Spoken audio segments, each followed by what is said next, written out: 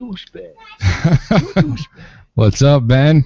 What's up, man? Can you hear him all right? Yeah. Yeah. You want to talk to Dave? Hi. Hey, what's up, Mike? What's going on? I can't see you. Your father's microphone's in the way. I hear that all the time. Oh my God! Did you make that a Hasselhoff shirt? Yeah. Yeah. Total Baywatch, bro. Funny. No, it's Dave. I cut off all my T-shirts, the sleeves on my T-shirts. Don't hassle the Hoff, man. Is that better for you, man? Yeah, that's better. What's up? Now I can see everybody. Now you can share See everyone. Am Wave to Dave. I coming through all right to you? Yeah, you sound fine to me. All right. It must be my headphones. Oh, there we go. That's much Why, you're not better. getting any echoes, are you? Because I got it all mixed minus and No, shit. everything's perfect. Everything right. sounds real good right now. Good. So. Dave, can I tell you something? Sure. What's a captain on a Joker? Say it again. What's a captain on a Joker? I don't know. I said captain on a Joker. I don't know. Wilson Avenue. No. A cap of Watch the chords, buddy. Be careful, would you? A cap of peace. A cap a piece? Peep. Peach? You said peach. All right, cap of peach. Is that what you're saying to me? Yeah. Hello, hello. What time is it? See if he's done yet. Oh shit, I want to remove some of those extra songs I put in.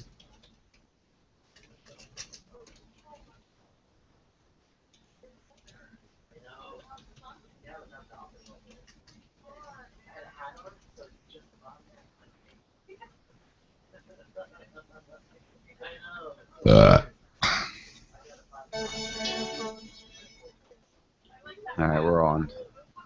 That's the microphone turned off, right? Yeah. Yeah, I gotta mute my mic because otherwise my YouTube thing gives me that that message. Oh, when I'm playing music? Actually, no. Well, we'll see what happens because it's. Well, no, I'm not gonna. I don't play regular music. It shouldn't. And not only that, you usually have it, like kind of to the point where I can't hear it. Look what I'm gonna do at 10 o'clock. Did you get any of these? Can of strip? Yeah. I could take some of them. No, did you get any from Jazzy? Oh yeah. Well, I gave her my address, so I should be getting something soon. I should have probably checked the mailbox today. You probably should. I gave it to her last week. Too late now.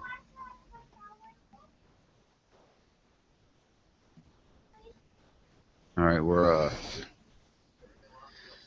let's see here. Intro starts at 16. Great. All right, so if he starts talking shit about shit again, I'm just gonna shut up. I might even leave. You know, I just might walk away. All right, well, you know, the thing is I've heard him interviewed by Jack and stuff, and it was taken out of context, and Ledge was going off of internet articles about him, and I really think it was taken out of context. So if we get into it, which I don't plan on it, if we do, we'll, you know, go as we have to. You know what I mean? Yep. All right. I'll be back with you in a few. Uh-huh. Uh-huh.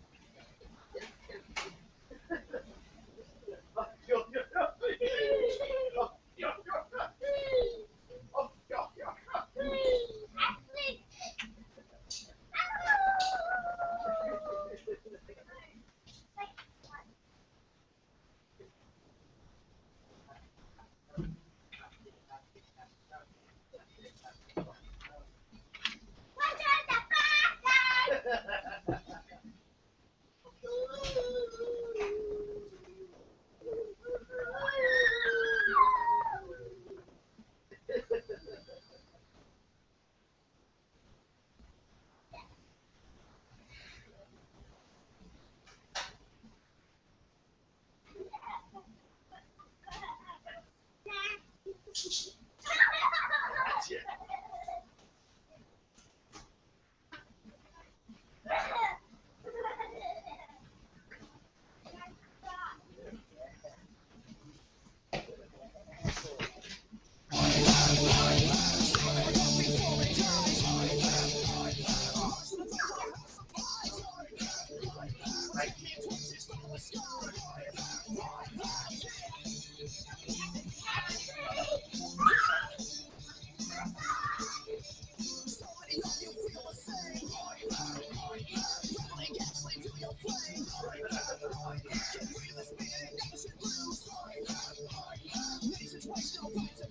All right.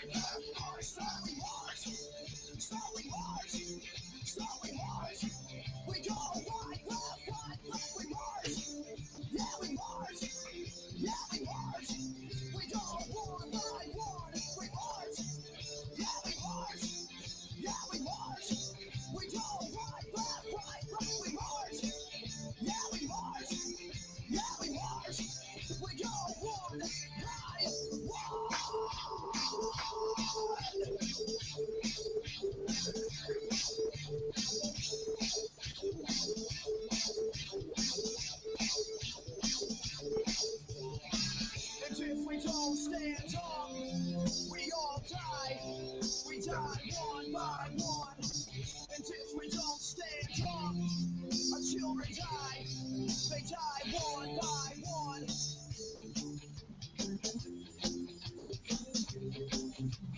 One by one.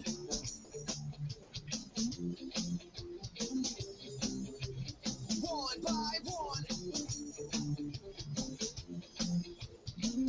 That sliding glass doors right One by one. Yeah, this front door. That's his front door back there. Children die. One by one. That's how we march. Yeah. That's how we march. Oh, you never been to his place? He's right next to my place. He has the nicer place. I think your camera froze. Might be my computer though. Dave, Yeah.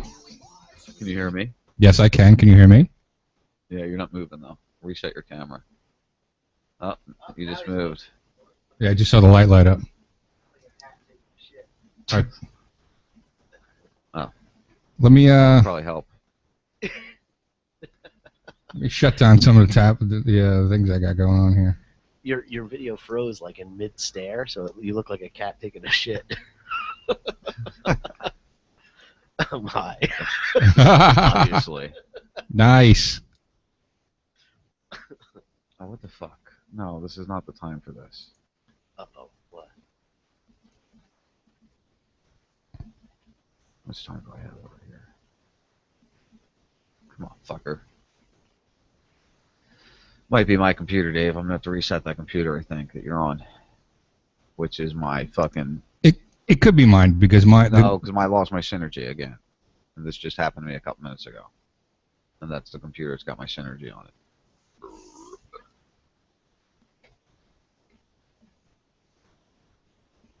Oh, fucker. I'm taxing the shit out of this fucking laptop. I really need you in my stuff, dude. I'm coming down next week. I'm gonna go to Joe's house on like Friday night, and then on the way up, I'm gonna go to your house. Good, because my shit's like fucking bad. Motherfucker. I really need you in my stuff, man. Shut up, Ben. Come on. Actually, I'm gonna fucking do them all.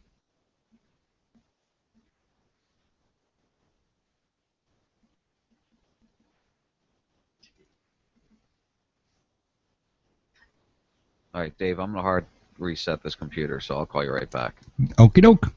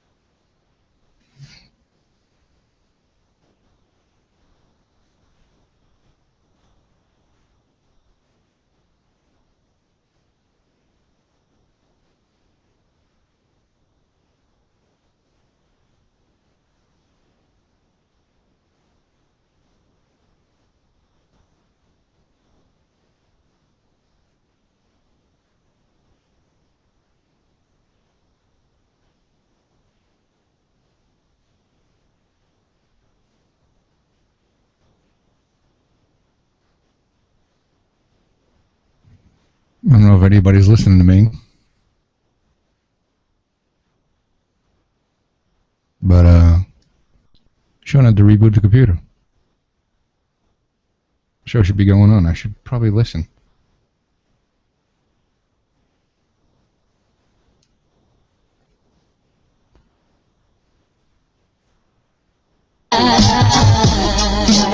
To open up your eyes.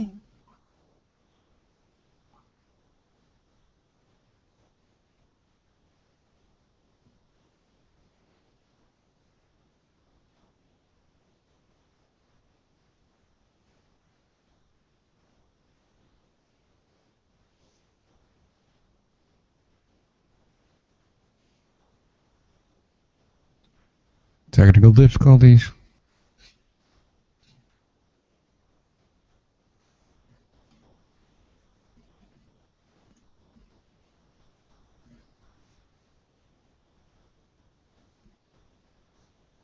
You there?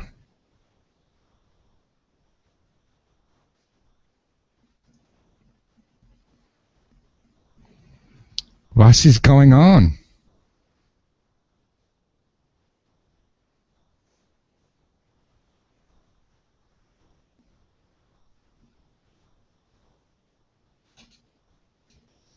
Can you hear me now? Yes. Good. There we go. Long intro violation. Yeah, well, we had to get all that fixed anyway, so it doesn't matter. At least it wasn't a news broadcast. Yeah, really. Just tell everybody we were having technical problems, and that's why. Well, nobody's viewing me. Techie saved the day. Nobody's viewing me on the YouTube thing, so That doesn't mean nobody's listening. well, I'm not broadcasting. You are. I'm going to pull it up right now. Well, I mean on the Twitter sphere. Oh. Family's tweeting about long intro. Which I'm sure people are. I will go. I'll get on right now. I'm just getting everything restarted now myself. I had to restart my fucking other computer too. It's just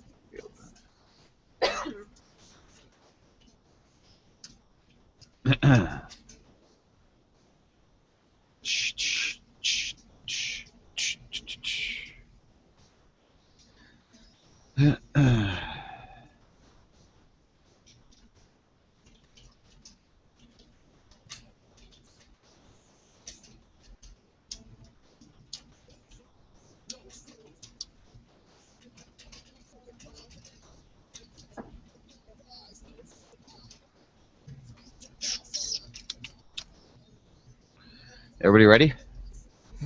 I are ready. I I'm not ready. are ready. I is ready.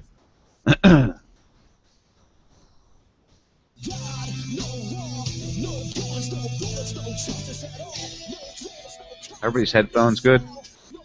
Oh yeah. Yeah? Yeah. Not you, retard. Make sure you're not coming out hot. So, did you hear that Joe pulled a four-toed? What? He forgot to record the show last week. Ha! Yeah, so. Oh well. I heard I got into it with you, Dave. I apologize. That's all right. Apparently I was like an attack dog last week. You were just passionate. That's all. She was drunk, is what she was. Yeah. I was drunk. Like really drunk. I didn't even remember anything we talked about, honestly. Like any of it. Yeah, don't worry about That's it. bad. That's unusual. Yeah, I had an issue like that earlier this week. I drank so much. I don't remember. I'm embarrassed of the things I don't remember. Yeah, I kind of am too. Yeah. But I was like milling about the neighborhood. Oh. Milling about. Yeah, one of my neighbors texted me the next day. She's like, "Thanks for helping me out." I'm like, "What did I do?" How did I help? I was like over a house. I don't remember her I don't remember helping her. I was like, "Did you sense that I was fucked up?" She goes, "No, you were buzzed." And I was like, There goes the intro. "All right." Everybody sit tight. Dave, I'll mute you. Guys, I'll mute you too. Yeah. Mic check 1 2 1 2. Are you ready for this? This is the first 52. Listen up if you want to survive the ride. Tune in, the truth might change your life. The simple power of truth. One word, rock the nation, RazRadioLive.com. It's the first 52. Saturday night conspiracy facts. It's the first 52 with your host, Sean Raz. The simple power of truth. Join the conversation, RazRadioLive.com. It's the first 52. VIC's in charge. Time to listen up. Real talk mixed with music. Meant to wake you up. The simple power of truth. Join the conversation. RazRadioLive.com. It's the first 52. That's your opinion. Bring your facts to Dave. He packs the pain. FourToedJones his name. It's the simple power of truth. Join the conversation. RazRadioLive.com. It's the first 52. Uncensored, uncut, and live. Truth talk with guests that might help you survive.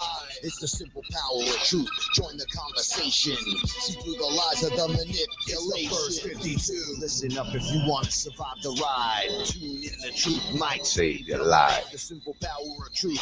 One word, rock the nation. RazRadioLive.com. It's the first 52.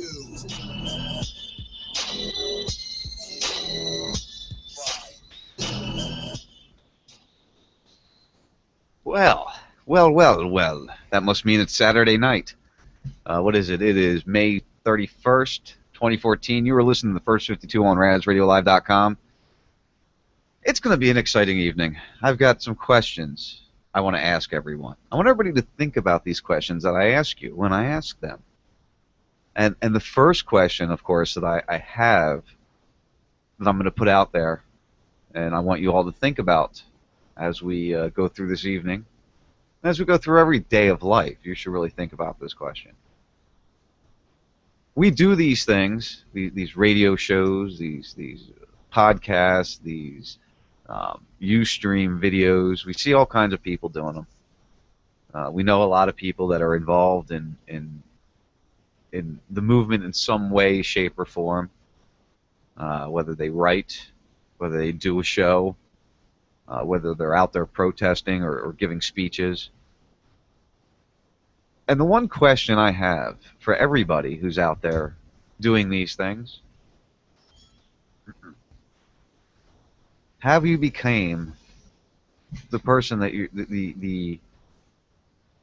the thing, are you just like what you're defending against? Are you using the same tactics? Do you treat people the same way that they treat people? Do you use fear as your way of getting your point across? Do you shun people who don't agree with what you believe? You know, that's what we do here, and what this whole idea is about freedom. Is about making your own choices, about doing what is good for you and your family. And that's it. It's not making somebody else believe what you believe. It's not making somebody else perform a specific way that you want them to perform, or to think a specific way that you want them to think. That's not what this is about. Dave and I go back and forth with chemtrails all the time. And I go back and forth with a lot of people. And that's part of the fun. That's what it is, all right? And that's all good and fine and dandy. I can deal with that. But you will see, I never tell somebody they have to believe what I say. I never say that. I never say I'm 100% right. I do say I'll accept an apology when time comes. Yeah, not going to happen. That's what it is. And I sit back and I watch as everybody's giggling in the background. Nobody else's mics are on. I'm getting salutes from Ben. And I watch people within this movement, within this information campaign, whatever we're going to call it, and they shun you, or they get angry at you because you don't agree or believe with what they're saying, or just because you have a slight difference of opinion, you're an idiot, or you're an asshole, or you're stupid, or you don't know what you're talking about, or you're a loon. I've been called all those things and more. You know, I'm all about what is right for you.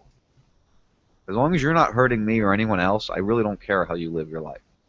You know, I watch all these organizations, whether it be for race or whether it be for uh, lesbian, gay rights. They have all these. You'll get where I'm going here in a second. Look, they have all these organizations that as soon as somebody says something against them or negative to them, there's somebody out there suing and trying to correct this injustice brought against them. Well, you know, I take a lot of hate speech every day. I take a lot of evil comments directed at me. Where is the organization that's going to stand up for the conspiracy theorists of this world as we get bashed, you know, regularly and evilly? Evilly? Yeah, sure. I'm making up words tonight. You know, where is that organization or that group to stand up for us when we're getting hate speech thrown upon us on a regular basis? You know, think about that as we move forward. So now that I've, you know, done my whole little thing there, we'll bring everybody else on board now. Of course, sitting to my right is my lovely wife, Lexi. Honey, how you doing? Good. Good evening. Good evening. Special appearance by the balded one himself. Oh, that's not nice. Mr. Ben Carsley is in studio with us here. Yes, sir. Thanks for having me. It is great to be here. I'm tweeting something out to you at Sean Raz that is kind of in the spirit of what you were just saying. Okay, I'll have to check that out. Yeah, you know, I mean, I'm tweeting it out. I'm at B Carsley, by the way, BCARSLY. And so what I'm saying Tweeter whore. is I'm totally He is a I am a Twitter Twitter whore, so just so you know, I'm a filthy, dirty, disgusting Twitter whore. Hashtag Twitter whore. Hashtag Twitter. And, That's the kind of night we're going to have tonight. Exactly. That's the kind of evening we're going to have. But Patton Oswalt has that awesome meme I just sent out, and it's the one where he goes, "You got to respect everyone's beliefs." No, you don't. That's what gets us in trouble. You have to acknowledge everyone's beliefs, and then you reserve the right to say, "That's fucking stupid. Are you kidding me?" That's right. That's why we have a First Amendment. And that's really is the you know what I was going with. Let's bring Dave in also. Of course, we got the four-toed one hanging with us here. Yeah, I think this is the latest I've ever been on the show, 9:22. Yeah, I know. We had a long intro because we had to reset some computers. I thought Shifty was going to be going off early, so I had extra music set up. So yeah, we did have a little long intro there. Sorry, Dave. Well, let's just get it out of the way. Chemtrails Honduras, all right? We're done. That solved that problem. Right. I guess. Oh man. So what do you think about what I said in the intro? Well, that's very Ayn Randian of you. You know, just do your own thing and don't give a shit what anybody else does. And that's basically what it is. I mean, you could advise, you could say stuff, but you know, you're never really, you know, the chemtrail bullshit aside, you're never really pushing me on it. It's funny for you to give credit to Ayn Rand because, if anything, she was a fucking Nazi and wanted to absolutely say how people were going to behave. She had her own group, actually, in the village, in the city, in Manhattan, in the 50s and 60s, and she had a group of people who worshipped her and followed her around called the Collective. And one of the members of that group, the Collective, Alan Greenspan. Oh, really? That Alan Greenspan. Yes. Yeah, well, I know little about her. Hashtag read a book. I don't know a shitload about her. All I know is Atlas Shrugged is a movie I've seen 2 parts of. I've never read the book. I saw a documentary on her, and basically she's just, according to the documentary, she's just, you know, do your own thing. If she's got people following her, that's not her fault, you know. But I don't think she's trying to push upon anybody else. She's dead, and she was trying to. And you know what she was? She was a fucking wart-faced fucking whore that just totally wasn't attractive enough to get A-level men. So she instead, I mean, I'm sorry, it's true. She looked like a bag of assholes. Looked like a bag of assholes. Yeah. Really. Can you? Wow. Can you pump him up a little bit? I can hardly hear him unless. You can hardly hear Ben. Yeah. Now, as far as economic policy, though, Dave, Yeah. you're kind of right on target. She definitely believed in more of a laissez-faire, cream rises to the top mentality. Right. So anyway, now that we got through that whole thing, Sorry, dude. She was like fucking. I don't even know who we're talking about, to be honest with you. I really don't know who we're talking about. So I can't really, you know. You're better off. Yeah, probably am. I wish I didn't know what she looked like now. That mud is burned in my fucking mind forever. I'm really sorry to hear that, Ben. Whoa. Really, She's the kind of girl that even looks dry. So the reason why I brought up that question in the beginning is because I see a lot of people turning into the authoritarians that we see, you know, running our government and directing our policies. And if we're supposed to be in here to inform and educate and entertain, you know, why are we insisting on behavior or beliefs by people? And I will tell you that I think it's being ingrained and programmed in our children at a very young age these days to follow the rules, stand in line, and don't question anybody. All right, you see that a lot. So where do you think that indoctrination is coming from? Well, I think it starts in the schools. First That's what I was looking for you to say. Well, that's the delivery system. That's certainly the delivery system. Oh yeah, you get the children first. What did Hitler do? Yeah. Well, the youth corps. Well, or the Russia, you know, the Soviet Union, all the same, really. Well, you know, our school system is patterned after the Prussian school system, and the Prussian school system, their thing was they wanted to make just good little workers. Be good little workers. Right. Don't question anything. Just work. We've got our first caller of the evening also. I wonder if it's Buzzy. No, it's not Buzzy. Scotty, you there? No, we lost him already. Oh no, it's not Lawrence. Hey man, I want to thank Ben for talking so badly about my great grandmother. I appreciate that. Hey man, she should have used lube. That's all I'm saying. Seriously, Ben, what the question you asked, and this is something that's been bothering me for a little while now. I hear so many people out here that are fighting for, we're going to say, the First Amendment at this point in time. I don't say you necessarily have to agree with what somebody else wants to do, but if you're going to fight for the First Amendment, when something comes along that you do not agree with, doesn't mean that you can stand there and fight it, because then you are no better than the people that are trying to oppress us in the first place. Right, exactly, and that's, you know, I see that as I go through the Twitter feed or through the Facebook feed or the comments I get from people that I know. And, you know, I know sometimes it's people fucking around with me, like, you know, I know you're messing around and, you know, giving off your comments to try to stir the pot, but there's other people that'll comment, and we all know the people I'm talking about. We're all the same friends, and it seems like they want it their way, and because I might not agree with how they believe, or you know, they don't like or agree with what I'm saying, I'm an idiot, or, you know, I'm an asshole, or, again, like I was saying in the beginning. So, and I see it a lot, and I'm seeing it a lot more, and I don't really understand why. Like, I don't get where that's getting us as a group of individuals trying to inform, educate, and entertain. Where does that get us, really? Well, I think that one of the things that's happening that people seem to be in denial over is that the discourse is getting elevated. But the reason I think it's getting elevated is because times are tough and things are fucked up, and people are feeling the pressure just to get along and just to, you know, make it in this world right now. Right. And I think there's a lot of stress, and we end up blowing that steam off at each other instead of the people who we really should be pissed at. Well, and we can definitely admit that there's a lot of things going on in this world right now. I mean, Clearly. It's way out of control. We're seeing all these different events, these shootings, these stabbings, these just whatever. I mean, it's anything. That guy just needed to get laid, though. Well, yeah, we'll get into that one, I'm sure, before tonight's over. But just in general, I mean, over sneakers, over whatever, you know, we just see so much violence in our world right now, and you have to ask, what is contributing factors to all this violence? You know, all of you know, I believe pharmaceuticals is one of them. We're going to go over a report that came out this week. Too much sugar in the food supply. Not even sugar. It's the chemicals. It's the fake stuff. It's not the sugar. Sugar's been. They've done some really interesting studies over the last couple of years about sugar, actually. Yeah, but if you have natural, good, real sugar, you're good.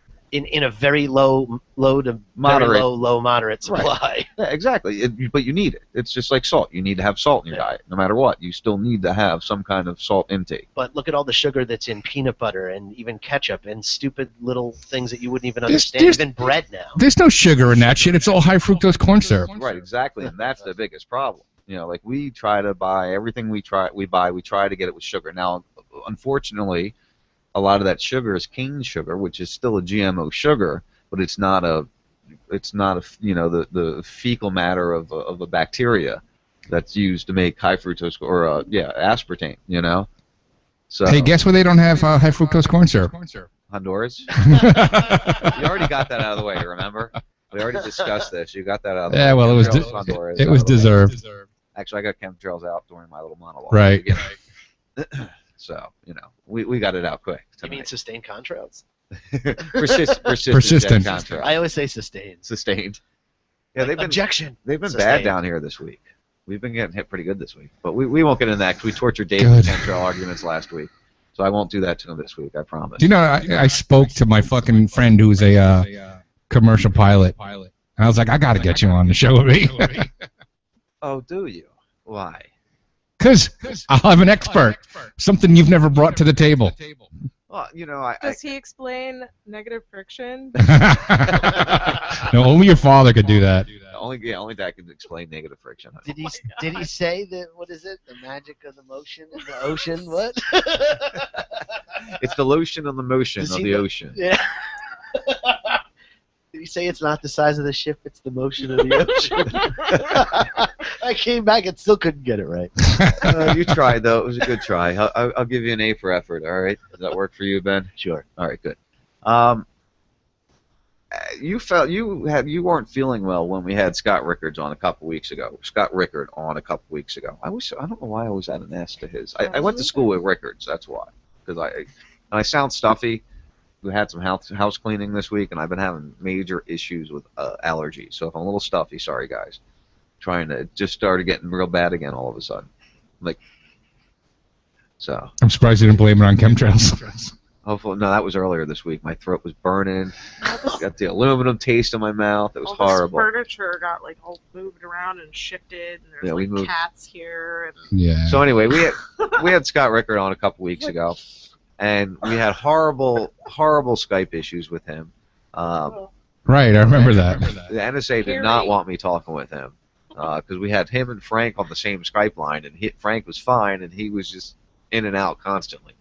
So we were discussing Snowden, though, and how the question raised was is Snowden a triple agent? Is what he's doing right now, is it part of the plan to try to distract and give out the information they want out, and they can't just come out and say it, so they have to have it leaked out type thing, you know what I mean? I think that if you want to go the conspiracy route, which I'm sure you do, of course, every male member of his family was in the service, going back to his great grandfather or something like that. Right. So, I mean, it would be a perfect conspiracy type story. I don't buy it particularly, and I do say that NBC did a great job. I thought they were going to totally make him seem so bad and paint him a criminal and shit, but I thought they did a pretty good job of not passing judgment. So did you watch the interview? Yes. With him? All right. Yes, it was great, I thought. There's a good part of that interview that really stands out, and it's within the first 40 seconds of this 6-minute clip I've got here. All right, so I'm going to let this, I want to roll this here. Hopefully everything's cooperating, because I did reset everything, so hopefully we got everything cooperating. So this is the Brian Williams interview, and it's, like I said, it's right in the beginning here, so let's bring this up here. NBC's Andrea Mitchell joins us live in Washington with more on Snowden's impact. Andrea. Good morning, Mika. Yeah, they're going to BS for a minute here. And now marooned. We'll just bring this down until they bring up the actual interview part that I want to talk about here. And you're going to find this very interesting. I don't know if you picked up on this. Is it the one where he says, I'm still working for the federal government? Pretty much, you'll see, yeah. Pretty much. Have you seen this yet, Dave? Wait, No. An explosive claim from the man who pulled off the biggest intelligence theft in American history. In his first U.S. television interview, Edward Snowden tells NBC's Brian Williams he was a bigger player than we've known. Were you trained as a spy? It seems to me spies probably look a lot more like Ed Snowden and a lot less like James Bond these days. Right, well, it's no secret that the U.S. tends to get more and better intelligence out of computers nowadays than they do out of people. I was trained as a spy in sort of the traditional sense of the word, in that I lived and worked undercover overseas, pretending to work in a job that I'm not, and even being assigned a name that was not mine. Now, the government might deny these things. They might frame it in certain ways and say, oh, well, you know, he's a low-level analyst. But what they're trying to do is they're trying to use one position that I've had in a career here or there to distract from the totality of my experience, which is that I've worked for the Central Intelligence Agency, undercover, overseas. I've worked for the National Security Agency, undercover, overseas, and I've worked for the Defense Intelligence Agency as a lecturer at the Joint Counterintelligence Training Academy, where I developed sources and methods for keeping our information and people secure in the most hostile and dangerous environments around the world. Now, does this sound like a low-level analyst to No, you? he's definitely not. And I'll tell you something that's interesting, and it's a psychological thing, especially anyone who has ever done public speaking or practiced anything. His timbre and the way that he's accentuating and his cadence in his speech is very polished and very intentional. Right. So, and I'll tell you what I mean. Right, well, he just said that he gave. I would start here and then come down here, and then after I make my point, if I do this, as I lead you down, then I make my point again. Right. And then I will come back up here and let you know I'm starting a thought. And then as I speak a little bit lower as I continue, I come to the you end will of my see. point. And this is very difficult to do if you're not trained to do it. Right. And he's definitely trained. What were you going to say, Dave? He just said that he did. Didn't he say that he gave speeches? Yeah, lecture. Yeah, lectures. So at the he's a Department of professional Defense lecturer. Intelligence. Yeah. Exactly. Professional speaker. And he worked for the CIA, and he worked for the NSA. Yeah. The minute anyone says, I work for the CIA, they're lying, murderous fucks. Most of the time. Oh, who are you referring to? I'm just saying. Oh, okay. I'm not referring to anyone Oh, specific. I didn't know if you had somebody in mind that you were thinking of. No, I'm just Okay. saying in general, that's an evil fucking organization. That's all. So, that's a very evil organization. So, is he You a ever watch 24? No, I'm just kidding. is he a triple agent? Is my question. Is he doing exactly what his job is, and is the U.S. government handling him exactly how they wanted him to be handled? You know, is he in Russia for another reason? Is that why he's hiding out in Russia? He's not given. He says that he's not. He doesn't even have a computer. Well, he brought no computer stuff over there. He brought no info over there, and I think he just got some low-level job like a website company. You Well, know? the biggest issue, another big issue we have is when we had Scott on, is he was talking about him thinking he was a triple agent. Oh shit! I totally just lost my train of You thought. said, is he doing exactly what he was trained to do? Is he in Russia for another reason? These are the questions you ask. Yeah, I'm trying to remember why. What? Oh, Is he a triple agent? He has no. If he I has hate no when that happens. computer, Like as you're getting to the point, you forgot the whole point of what you were saying. Yeah, happens you should every stop once in a while. smoking weed before the show. That has nothing to do with it. is it true Edward Snowden's sister has 3 nipples? 3 nipples. So anyway, I'm concerned about what we're seeing with this guy. I don't, I've always been hesitant of him. So wait a minute. Do you think the information that he's brought to light is bullshit? No, I think it's information that they intentionally wanted out. What's the purpose of that? The only thing I could see why they would do that is to get what the public reaction would be before the real public reaction if they actually had to do something about it. Well, and also, as we all know, and this goes back to what I believe at least, the elite have to inform us of what they're doing. They use TV, they use movies to get to us. That's Alex Jones logic, though. Yeah. No, Yeah. I honestly believe that, though. And you see Right, because he it. thinks So is this their way of putting it out ahead of time? I don't believe that. Me neither. Again, you don't have to believe what I say. I just I say. know. Is Scott still on? No, he hung up. Then shut down the channel because I have the echo. Oh, Please. is that better? We got to figure out why that is. Yeah, I know. Because everybody else on Raz Radio could do it except for you. But What happened? The mix dropped out of the minus? What? I don't know. What's going on? Dave just wants to be a dick. I can tell, obviously. No, you know what? I shouldn't bitch because I have my own technical fucking problems here when I do the Katie show. Yeah, that's been going over pretty. Yeah. Yeah, it sounds great. Yeah. Yeah, well, as long as I don't fuck with anything. Don't play with the knobs, Dave. Right. Especially Katie's. I can't. Paul's here. Yeah, good point. So I don't know. I want everybody to watch what you can't trust anything that comes out. And again, I know you guys don't subscribe to the they have to let us know type thing, but I do. I do believe that. And you see it in movies all the time. You just don't see it till after the fact. Movies aren't real, Sean. Movies are fake. Well, we see everything going on in the movie industry with all these molestation charges coming about Iron now. Man is not real, bro. I don't know, man. So I don't know. do you think we live in the Matrix, and that they are that the elite really aren't people, that they're actually machines? I don't know. I don't know, man. How do we know? We could be living in the Matrix. No. We could be in the Matrix right now. What if we're in not the really. Matrix and the aliens are live-action Donkey Kong? Is this really People. happening right now? Like Donkey Kong alien people that throw How do we barrels. know, though? They didn't know they were in the Matrix. How do we not know? Oh, come on. I'm serious. Then if that's the case, I want to see you bend a spoon. Yeah, there is no spoon. There is no spoon. There is Dave. no spoon. You That can't movie make was just something actually. that isn't. It was just on, just before. We gotta have a Matrix marathon one weekend. I actually have a 10 DVD set. Really? It's got all three The Matrix. third one was terrible, though. It's got all the Matrixes. It's got the Animatrix. It's got all these cool things. It's got the Reanimatrix. It's all. It's. I actually haven't even watched them all yet. Does it have the gender reassignment surgery reel from the Wachowski brother that got his dick lopped off? Negative. That happened afterwards. Well, afterwards. Yeah, I got the box set in like 04, 05. So where is that? All right. One thing I wanted to talk about. Made his Audi an itty. I hate sounding like this. One thing I wanted to talk about.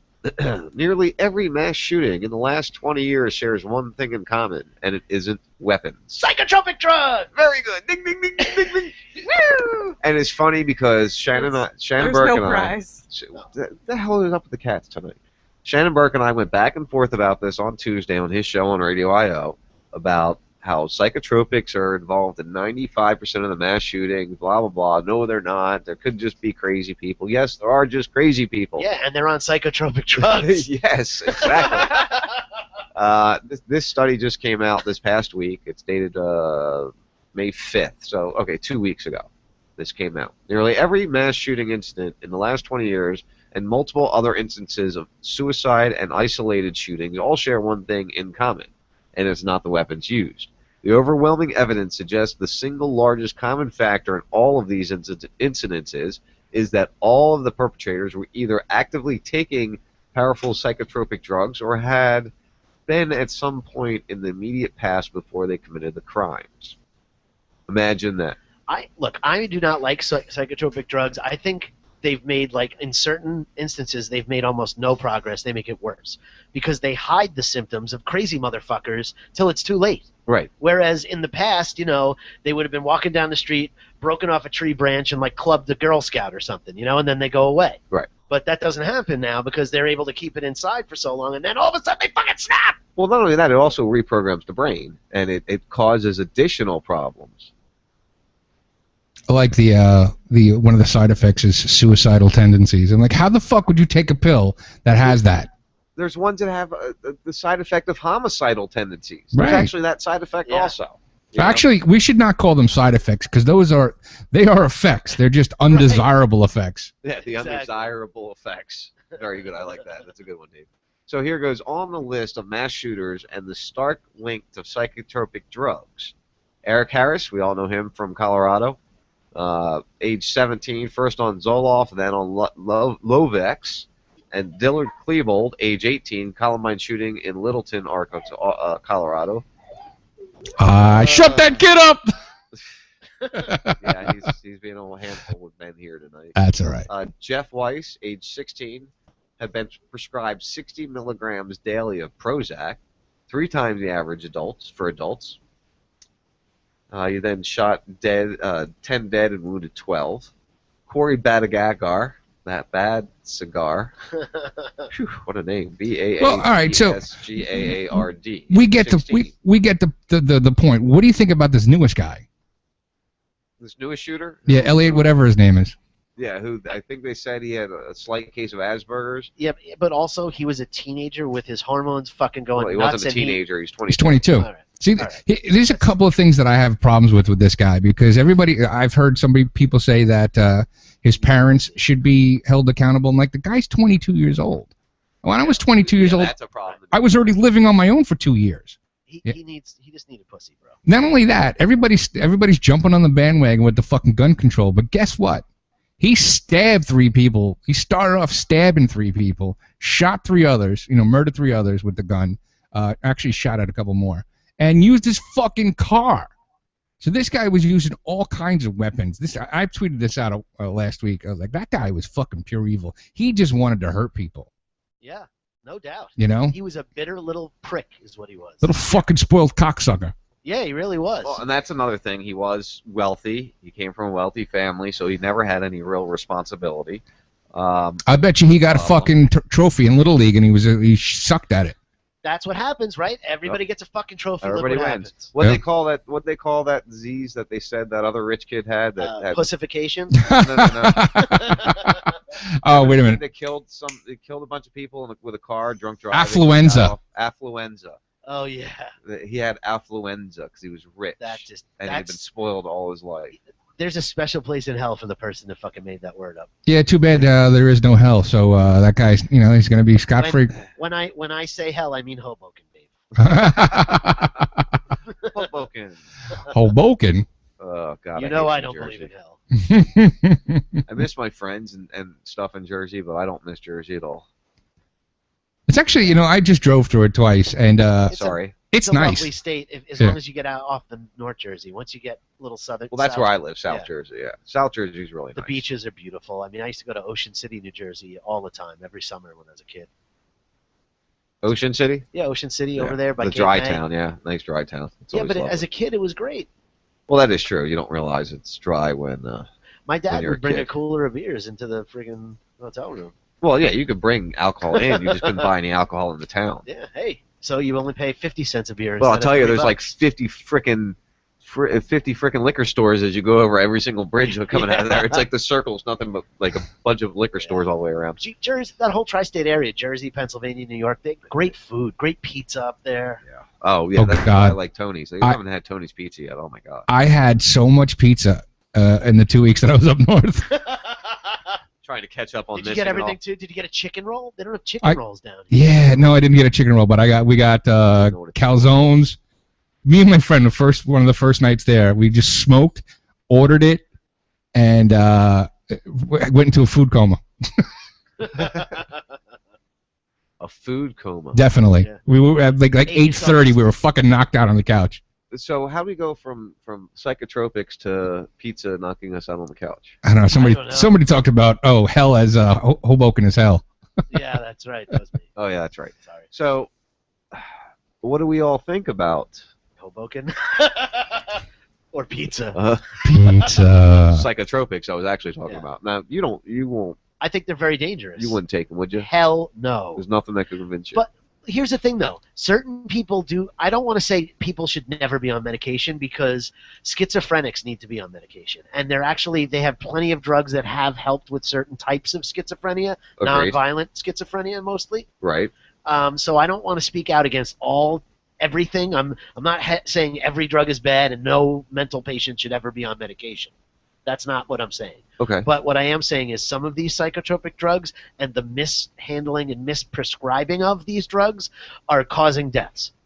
Wouldn't you say though that if somebody needs to be on a strong psychotropic like what we're seeing handed out like candy right now, shouldn't they be under care? Like in a facility. Shouldn't there be some sort of fucking test? Supervision.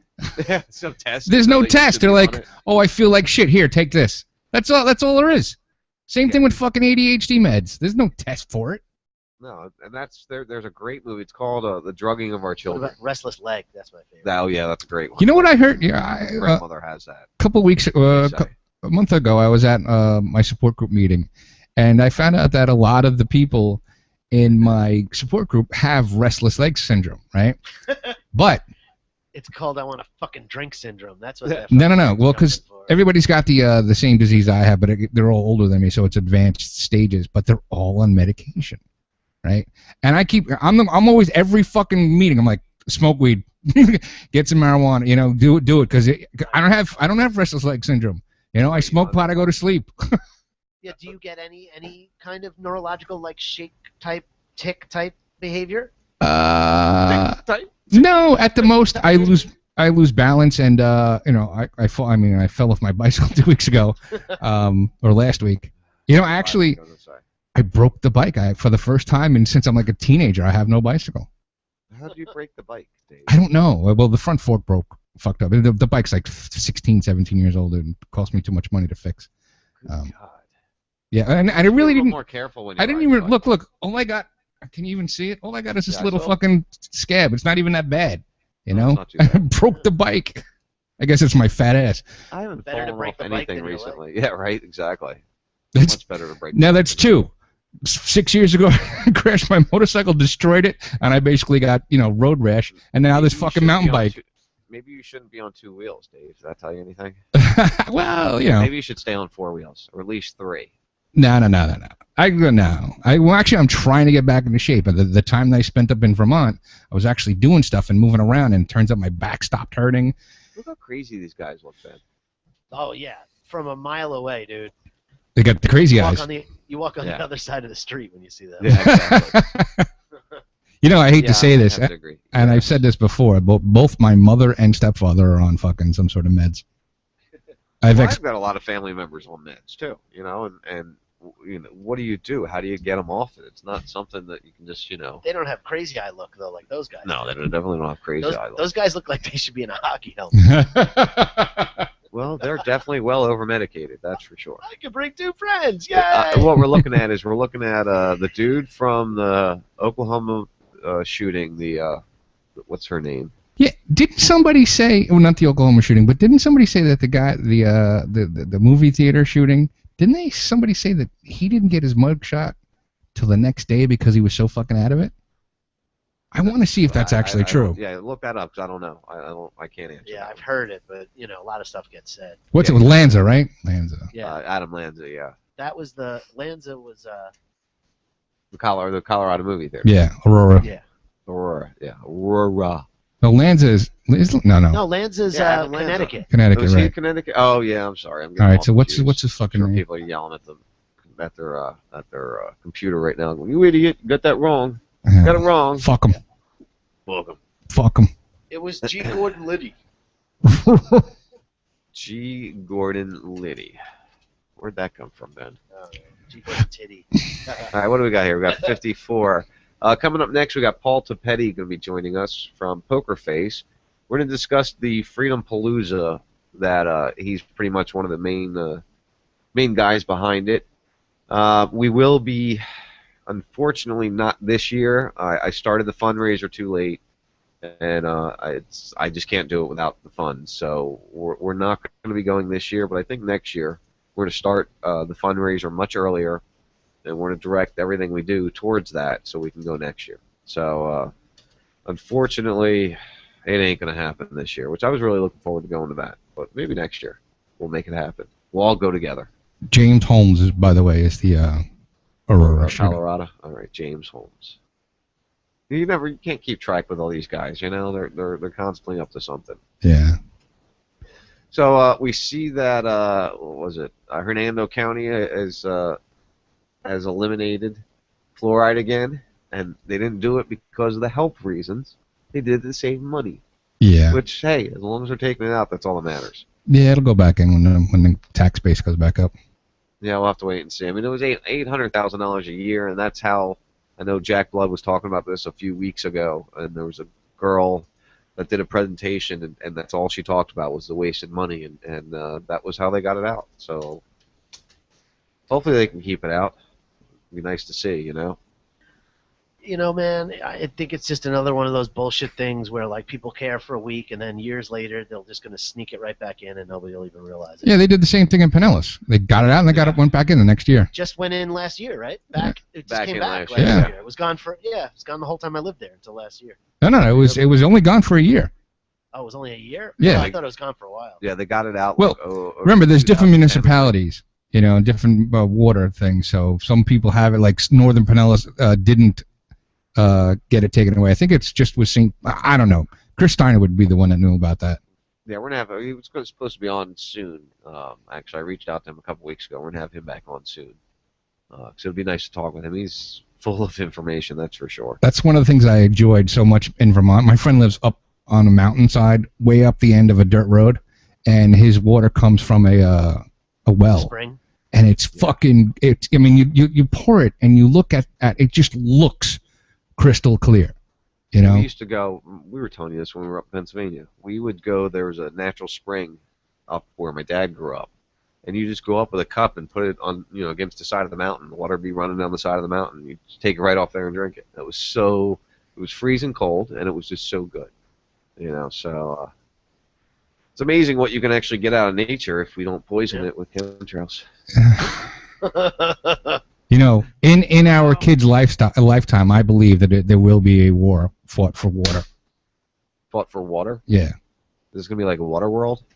Water war. The CEO for Nestle, right? He said people shouldn't have a right to water. Well, they bought up a lot of the rights themselves, up in the northern states around their facilities. I think the Nestle guy said air. They all say something. Yeah. And it's like if you listen to some of these global warming guys talking about how to reduce global warming, you have to reduce these 3 factors to 0, and they all involve humans. One of them's people. Yeah, one of them's humans. That could be argued either way. I get both sides of that argument, but it is definitely one of the part of the 3-piece equation, without doubt. Yeah, it is. But you can't really eliminate humans. But let's think about what they really mean, right? Just like everybody else in this country, what they really mean is assets, liability, and shareholder equity, right? Those are really all they care about. Right. So which one are we? Yeah. We're assets. Yeah. They don't need that many assets, do we're they? assets, and and they're definitely using the depreciation equation on us right now. They're trying to, that's for sure. Absolutely. Oh, my goodness. So, yeah, we'll get into Freedom Palooza when we get back with Paul Topetti. And then, of course, the third hour, we'll have our fun. This is kind of the birthday show. Ben did bring a bottle of scotch, but I only had 1 glass of it so far. Dave, this is the strongest stuff we had yet. It's a single malt from Glenfiddich from the Dreamcast collection. Oh, good. So good. I'm glad I'm not there. We barely took sips, both of us. Yeah. Right, but if I was there, we'd be trashed already. Yeah, we'd be halfway done the bottle Right. already if you were here. Yeah, we'd sound like... Right. It'd be unlistenable show. If you remember last year, we shut the show off an hour early. Thinking Right. it was in. And then I shut you down after that. Yeah. And I sleeping on the couch. You were, well, right First you were after you got done. Yeah, right after that. Yeah, see, You're done beatboxing. the last time I was there with Ben, we didn't do much of the drinking, more of the other thing, and the show was perfect. Yeah, it was a good show. It's going to be a good show tonight because we're not drinking yet, really. Yeah, but I got one of these right here waiting for me. Oh, 10:15, 10:30, I'm going to pop it. That'll put you right in time. Yeah, well, I used to think it took about an hour and a half for the edible to come get me, but I did it just before Katie's show on Tuesday, and by 8:30 I was like, by 8:45 I don't know what the fuck was going on. Nice. Always a good thing. Shout out to guys, Jazzy Dabs. You're listening to the First 52 on RazRadioLive.com. We'll be back with you in a couple minutes. We'll have Paul Topetti joining us, and we'll have some conversations about Freedom Palooza. Canistrips.com for Jazzy Dabs. Woo!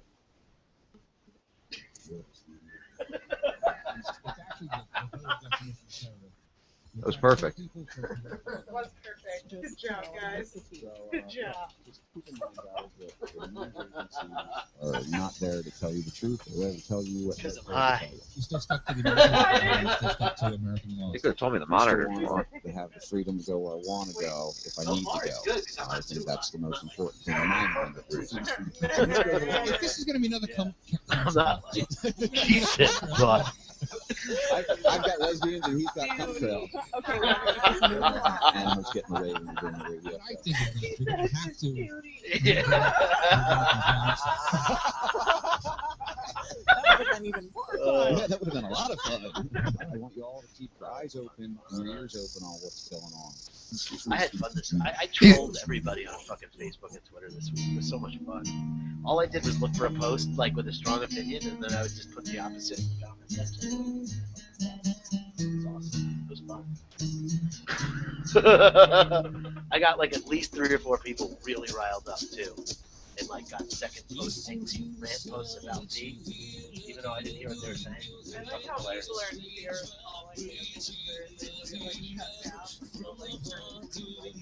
angry, hateful Drew Corrado or something. I know, they are afraid. Hey Ben, can you hear me? No, I know they are. Because I don't. I can, but they're not paying attention. Ask him if his father was still in the neighborhood when that shooting took place in Clearwater Beach. Was your? Yeah, they're still here. Yeah, they were. They were actually in Island Way when that happened. Did they lock down Island Way? Yes, they locked down everything. Lovely. All the streets, everywhere, all the side streets, all the residential neighborhoods, everything. You couldn't even get over the bridge. They stopped traffic. Yeah. And guess what? There were at least 2 armored vehicles there. Imagine that. Lovely. You know what's fucked up is that 2 people got shot and 4 people got arrested? Like, how that math doesn't even add up. The best part is the first guy they blamed on starting the fight was like, it couldn't have been me. I was on the ground getting the shit beat out of me while your officers just walked right past me. The guy they originally arrested saying he was the shooter. He's like, what are you, fucking crazy? I was getting my ass kicked by 4 guys right in front of you. You walked past us like I wasn't even there. Wow. Unbelievable. You know what's funny is I hate to actually, because this is going to sound incredibly racist, and I am broadcasting this one on my side, but when I saw that happen, right, I was like, and it's the Chris Rock definition, right? I was like, niggers, gotta be niggers, right? There's black people and there's niggers, and niggers have got to go. Then I woke up to try to catch some the more of the story to see if they figured it out. That's how you could tell you were just up north, by the way. Why? Because I said niggers? Yes. No, Because actually, they drop it every other word, like north of the Mason-Dixon. But it is. down Yeah. here, Well, it's like, my friend does say it a little bit too often. Well, actually, he says it, and that's what bothered me. Because anyway, let me get back to the story. I woke up the next morning to try to find out, any more of it, and it turns out like 3 people got killed in Lakeland, and I was like, and then they couldn't find a guy. I was like, well, that's a white guy, and I was right on that too. Because that's the crazy one. The black people just killing each other because somebody got into a fight, but the Lakeland one was just some dude was fucking crazy. yeah, I mean those as far as Florida headline rules, that's pretty much on target. Yeah. Sean, how much longer we got? I'm thinking. I gotta grab a drink. Yeah, in the cooler. Give me a song, honey. A good bumper song.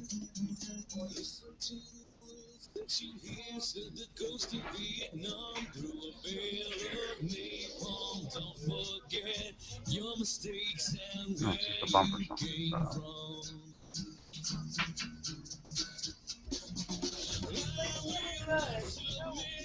No. Shh.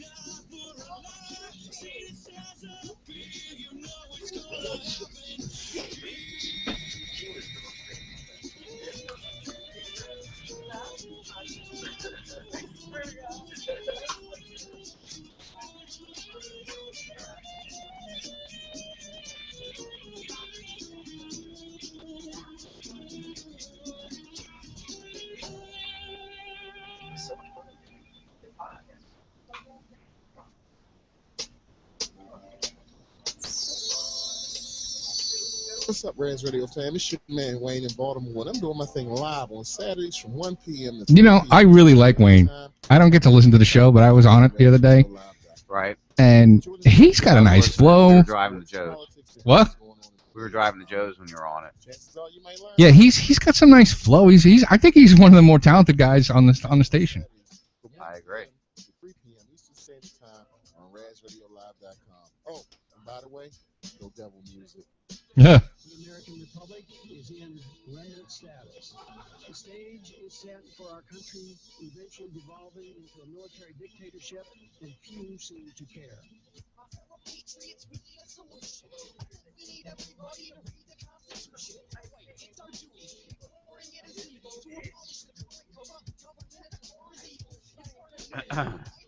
Oh shit! I got a call to Patty. All right. You can have that echo for a little bit, Dave. Yeah, I probably won't be talking anyway. A couple minutes.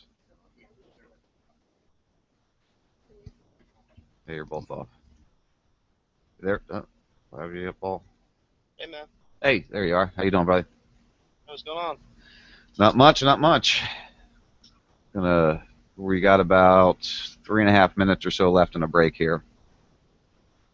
And then we'll jump into it, do the Freedom Palooza. We'll get a little bit of your history, your background, go over the Freedom Palooza stuff, and then we'll go from there. Figure about 45 minutes, an hour. Hey, whatever you like, my friend. Cool. It's okay. Cool, man. That sounds good. I'm good off the cuff, man, so whatever you like. All right, cool. I got a whole full studio. I got my co-host, Dave Cunningham, and I got my wife and one of my buddies, Ben. Dave's on remote, and then 3 other people are here in studio with me, just so you know. Dude, you got the crew, man. Oh yeah, got a good group of That's people. Yeah. Hello. That's Hey, my what's up? wife. Hello.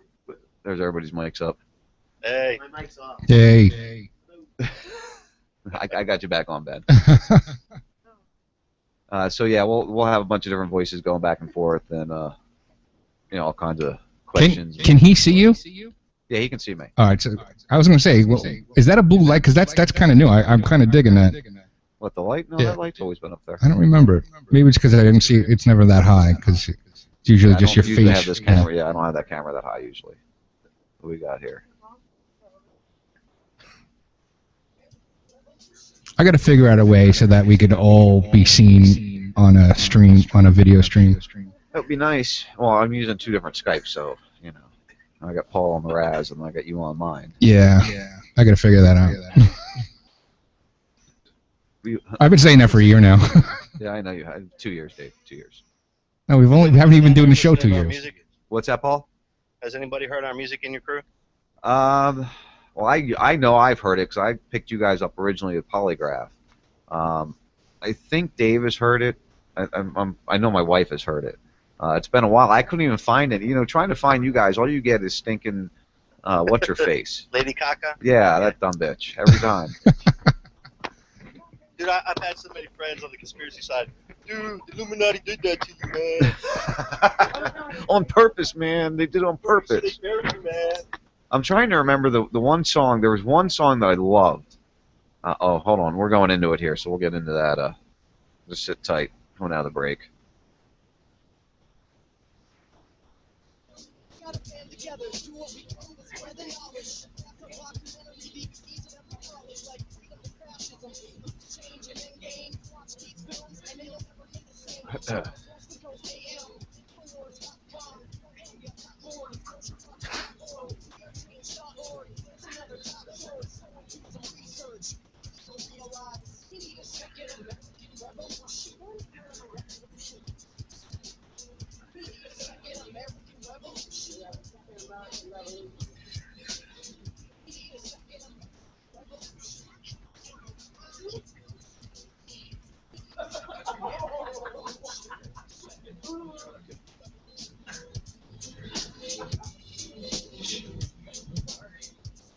This is Mike Shaner from, I don't know where I'm from. This is Mike Shaner from Examiner.com. You're listening to the First 52 on Raz Radio Live. You want to...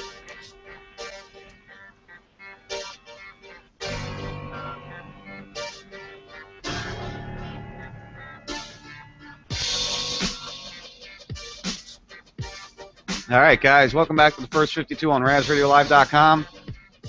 The second hour, winding up to the third hour, the fun hour. Yeah. That's right. Price Click. Frank Castle. So as we move into the second hour, like I said, we're going to be bringing on Paul Topetti here in a second from Poker Face, the band.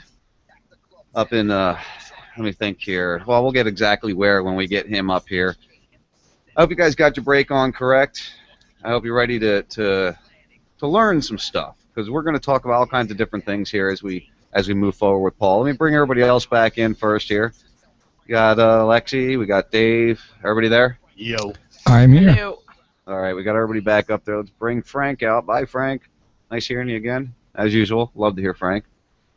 And I'd like to bring Paul Topetti in. Paul, you there, buddy? Paul, do I have you? Well, did I lose him? I'm here, brother. Oh, there you are. All right, there we go. We got you. So, Paul, I'd like to welcome you to the First 52. Like I said during the break there, I got a room full, or a Skype in a room full.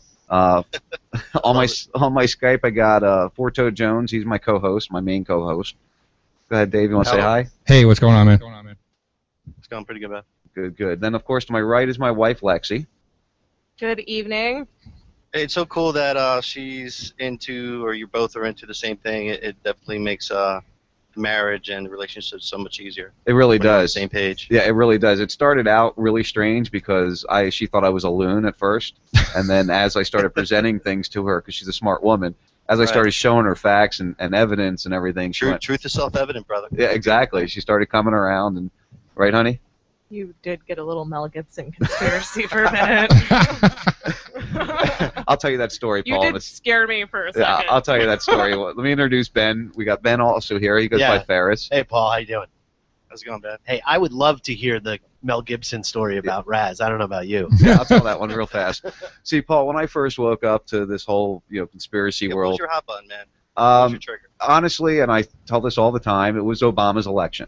I was 2008. That's crazy. Yeah, I was actually the right wing, love George Bush. Let's go nuke them all, just kill all the Arabs because they're the bad guys. They're the ones that attacked us on 9/11. I was that guy. And then when Obama got elected, I got angry. Just like every average white guy did. And it caused me to actually dig deep into things, and that's when I found Alex Jones and started learning through there. And I will get into that also later as we get on into this. But my whole awakening was weird because we had our son. Obama was just elected, and I came across the Obama deception. And I sat there watching the Obama deception for probably 2 weeks straight. Every single night I watched it. I had a legal pad, a yellow legal pad, that I literally filled up with questions. Just like scribbling and frantically watching this documentary and like all sweating and shit. I'm like, whoa. Hieroglyphics on the wall. And how long were you married? We weren't even married at that point yet. We had been No. together for About a year. a year and a half because we already had Year and a Mikey. half, yeah. So she's looking at me like I'm crazy. She's like, "What's wrong with you? What's going on?" And one of the first things I think that brought her to my side, and my co-host here is going to laugh when I say this because he's on the opposite side of this topic. I might laugh too. I'm just warning Well, you. I thought it was the chemtrails the day we sat outside doing No. the yard sale, and you're like, No. "No, that doesn't make any sense seeing that." No, that wasn't it. What brought you over that? I don't know. I think it was like a really slow I don't know that I was brought over. First of all, that sounds strange. When did you join the cult? Yeah, it Come does to sound the dark cultish side. all of a sudden. Uh, I don't know. So that's my story on that, Paul. Go ahead, honey. You just start opening your eyes, and really paying attention. We weren't really paying attention. We were just having fun and Right. Well, you're having working fun or busy and paying yeah. bills or working to pay the bills, and It wasn't just really a caught up in thought. a rat race. Yeah. Yeah, exactly. So that's all. Yeah, so Change of that's how life. I got there. The other folks in the room here, Ben's kind of, well, I don't want to answer for you. Ben, where do you put yourself in the spectrum of crazy to sane? I don't know because I'm all over every issue. Like I don't have one side where I'm always going this way or always going that way. Right. I'm split on a lot of them. Right. I mean, I don't think that it's too hard to believe that the government does fucked up shit. We already know that they're spying on us, and it was not a shock to anybody when Snowden came out and said that they are watching all your moves and recording all your calls. Well, no, I mean, nobody was guys. shocked. Us crazy guys have been saying that for years. Yeah, For just- years, decades, man. Seriously. Yeah, really, absolutely.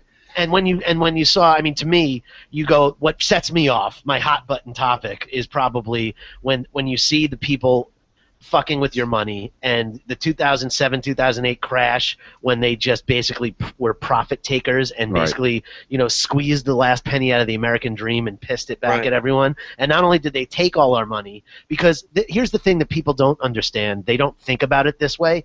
When they go, all that money's gone, that $1 trillion disappeared. It didn't disappear. Somebody bought shit that was $1 million for $1 because they wanted to, because Right. they manipulated your currency in the market. So that was what you drove you to start paying more attention and things like that? I would say that's what makes me, that's my personal hot topic issue, is it drives me crazy when I think about the money manipulation and the big banks Devaluation of and, our currency, all that. yeah, and the basic the fact that we're all serfs basically. We're all indentured servants from the day we're born. Exactly. Global plantation. You got it, bro. Yeah, exactly.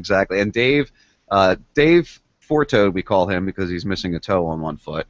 That's a whole other story in itself. and he's Love it, man. He's got character already. He's from Brooklyn, New York. Brooklyn, right, Dave? Correct. He's from Brooklyn, New York. He's been down Florida area. We're all down here in Florida. About 8 years, 10. 9 years. Southwest. He's in Tampa. I'm actually at the belly of the beast because I'm right off of Boca Grande where the Bush is and the Clintons vacation. I'm literally like 14 miles from their hotel that they stay at when they're here. Wow. Yeah, and there's an old CIA airport maybe 5 miles from me, and it's where they used to. This region was where they flew all the drugs in the 80s. And don't forget West CENTCOMs Palm in Beach has Tampa. got Wackenhut and Dinkor and all that other good stuff. Yeah, that's on the other coast from us. We got CENTCOM in Tampa too. Yeah, we got one of the major SETCOM bases Yeah. in Tampa there. So yeah, we're in the middle. We're in the belly of the beast here. Just most people don't realize that. So Dave's from Brooklyn. He was actually in New York on 9/11, and That was in Manhattan. As was I. I was working, yeah. Yeah. Oh yeah, that's right. You were in. I forgot you're from New York also. Yeah. I always forget about that. So Dave, what was your button? Let's give Paul what your button was. What brought you to where you sit now? The voluntarist that you are. I was told to watch the movie Zeitgeist, and I watched it, and my jaw hit the ground because I played Escape from New York that day. I don't even remember Building 7 falling down at all, and it just introduced the idea that the government could do this to us, and it's been a downward spiral ever since. What year was that, Dave? 07? 08. So we're all pretty much, newly aware to what's going on for the most part. Now, Paul, based on my knowledge of your history, you've been in the music business for 20 years at least. Yeah, I've been ever since I graduated. I moved downtown, and I've been doing Poker Face since '89. We went political in '94, but I've been playing music since I was 2, so it's been my whole life. The year I graduated high school, you went political. How's that for you? And now I grew up in South Jersey, just so you know. Okay. Don't make the guests feel old. Philadelphia. Yes, my father was a DJ in Philly. This is one of the things I didn't tell you. He was a DJ in Philly for 30+ years on the oldie stations.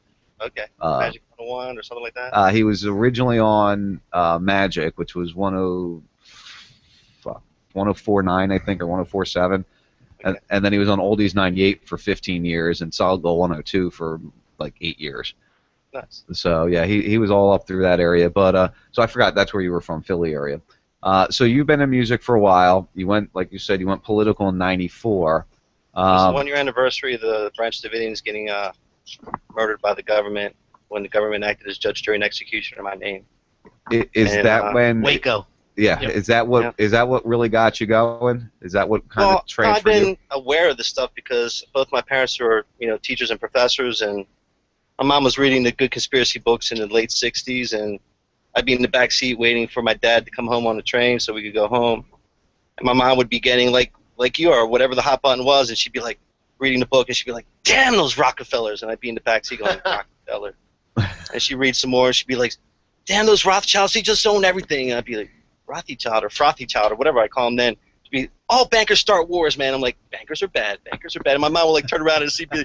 Like her eyes open wide open and the gas like, "Shh, Paul, you can't tell this to anybody. They think you're nuts." So those are my beginning words, like 2, 3, 4 years old. So, and the rest was traveling and seeing what the rest of the world lives like to know that I was blessed being born an American, man. So I've always lived my life that he who was blessed with much, much is expected of him, because there's lots of people out there that are voiceless. And dude, I don't know what you guys have individually seen around the world, man, but we have it good here, man. And I don't want to be devalued to where everybody else is. I'd rather bring everybody else up, you know. So you said I was just in Dominican Republic last month, so There you go, man. I could tell you it's saw rough. the third world, brother. Yep. Yeah, I was going to ask you, where have you traveled to? Was that with the band, traveling, doing shows, or did you travel just on your own to see the world, you know?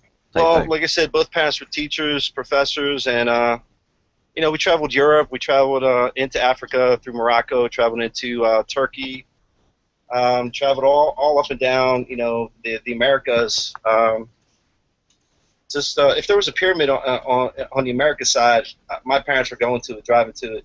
Oh, wow.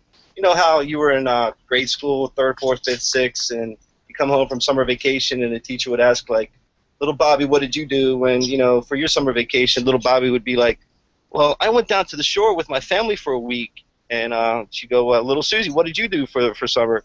Well, I went and visited Grandma up at the Poconos for a month.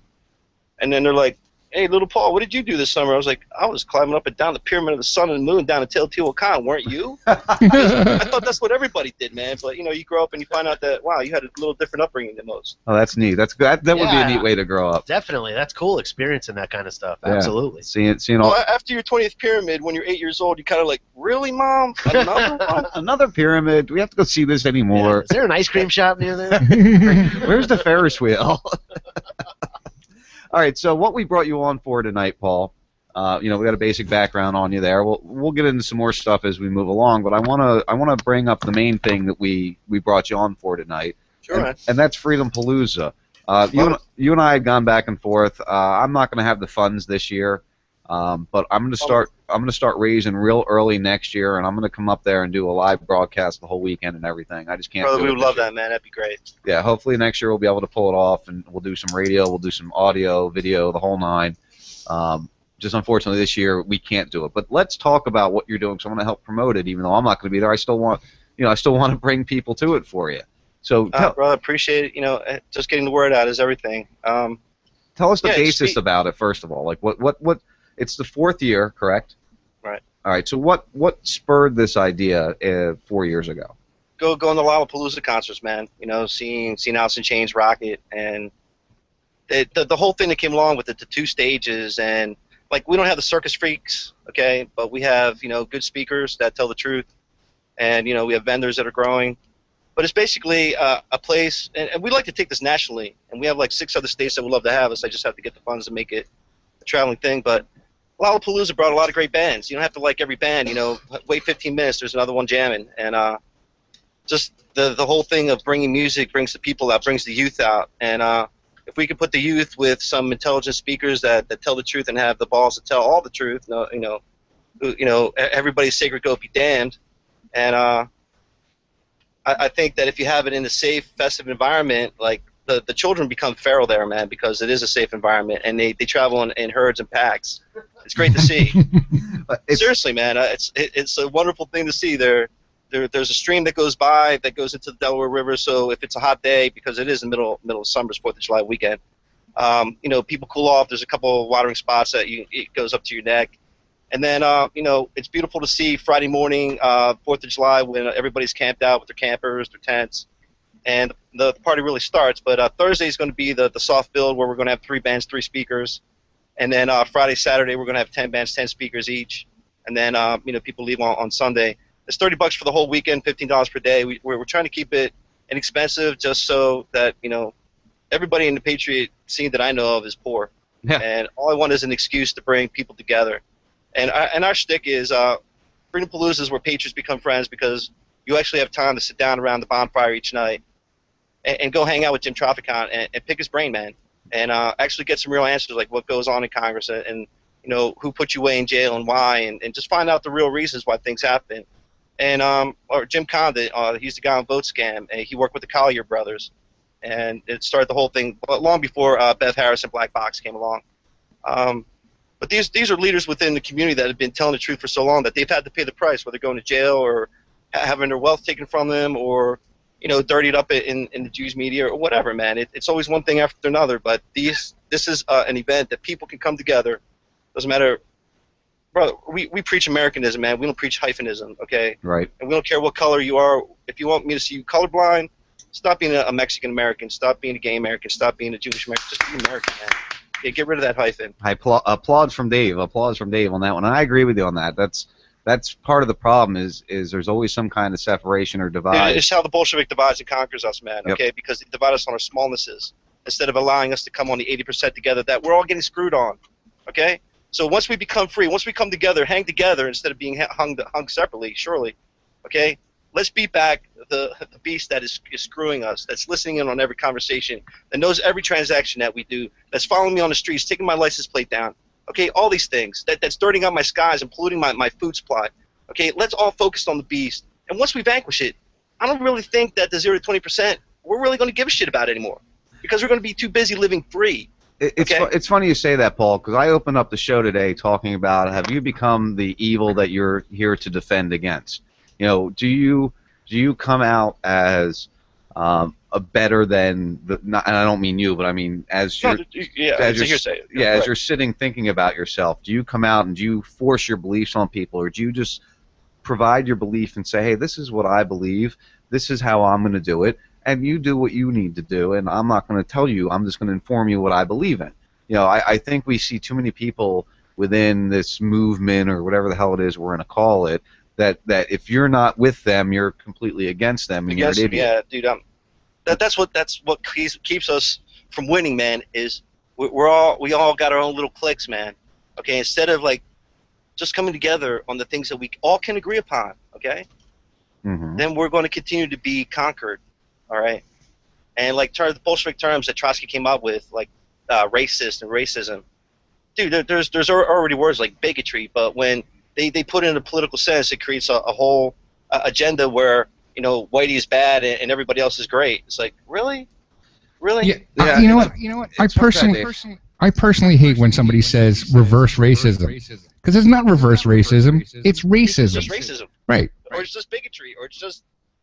They say reverse racism for a reason, because they say it to devalue anyone who happens to be white who's a victim of racism. That's why they do that. They devalue it. And believe me, I am the furthest thing from racist. I have no problem. I don't even use those terms, okay? Yeah. I'm half Mexican on my dad's side. Growing up in school, I've had 6, 7, 8, 9-year-olds call me better names than the idiots that try to tell me names today, right? Where they call me like Muds and Latrinos and Spick and Beaner. I laugh at those people, but I never in my life ever called them, "You're a racist, man." Okay, dude, that just is idiocy, man. And it's also the language of the enemy, so I'm not going to use it. Okay? Nice. And I'm going to try to come together with my brother. Brother, I put black supremacists together with white supremacists on the 80% solution. Okay, if I can get them talking together on that, then there's hope for America. The 80-20 rule. Yeah, 80-20. There you go. It's the best rule to have. Thank you, man. We're not we've been preaching for 20 years. Okay. With the 80-20 rule. Yeah. Yeah, it's a very great rule to follow. We all try to follow that. We're not going to agree. My co-host doesn't believe in chemtrails, and I believe that they're killing us. But dude, we look up still get David along. Keith and geoengineering, man. That's what you got to do. Yeah, that's what I tell them all. I'm not going to get into this with you.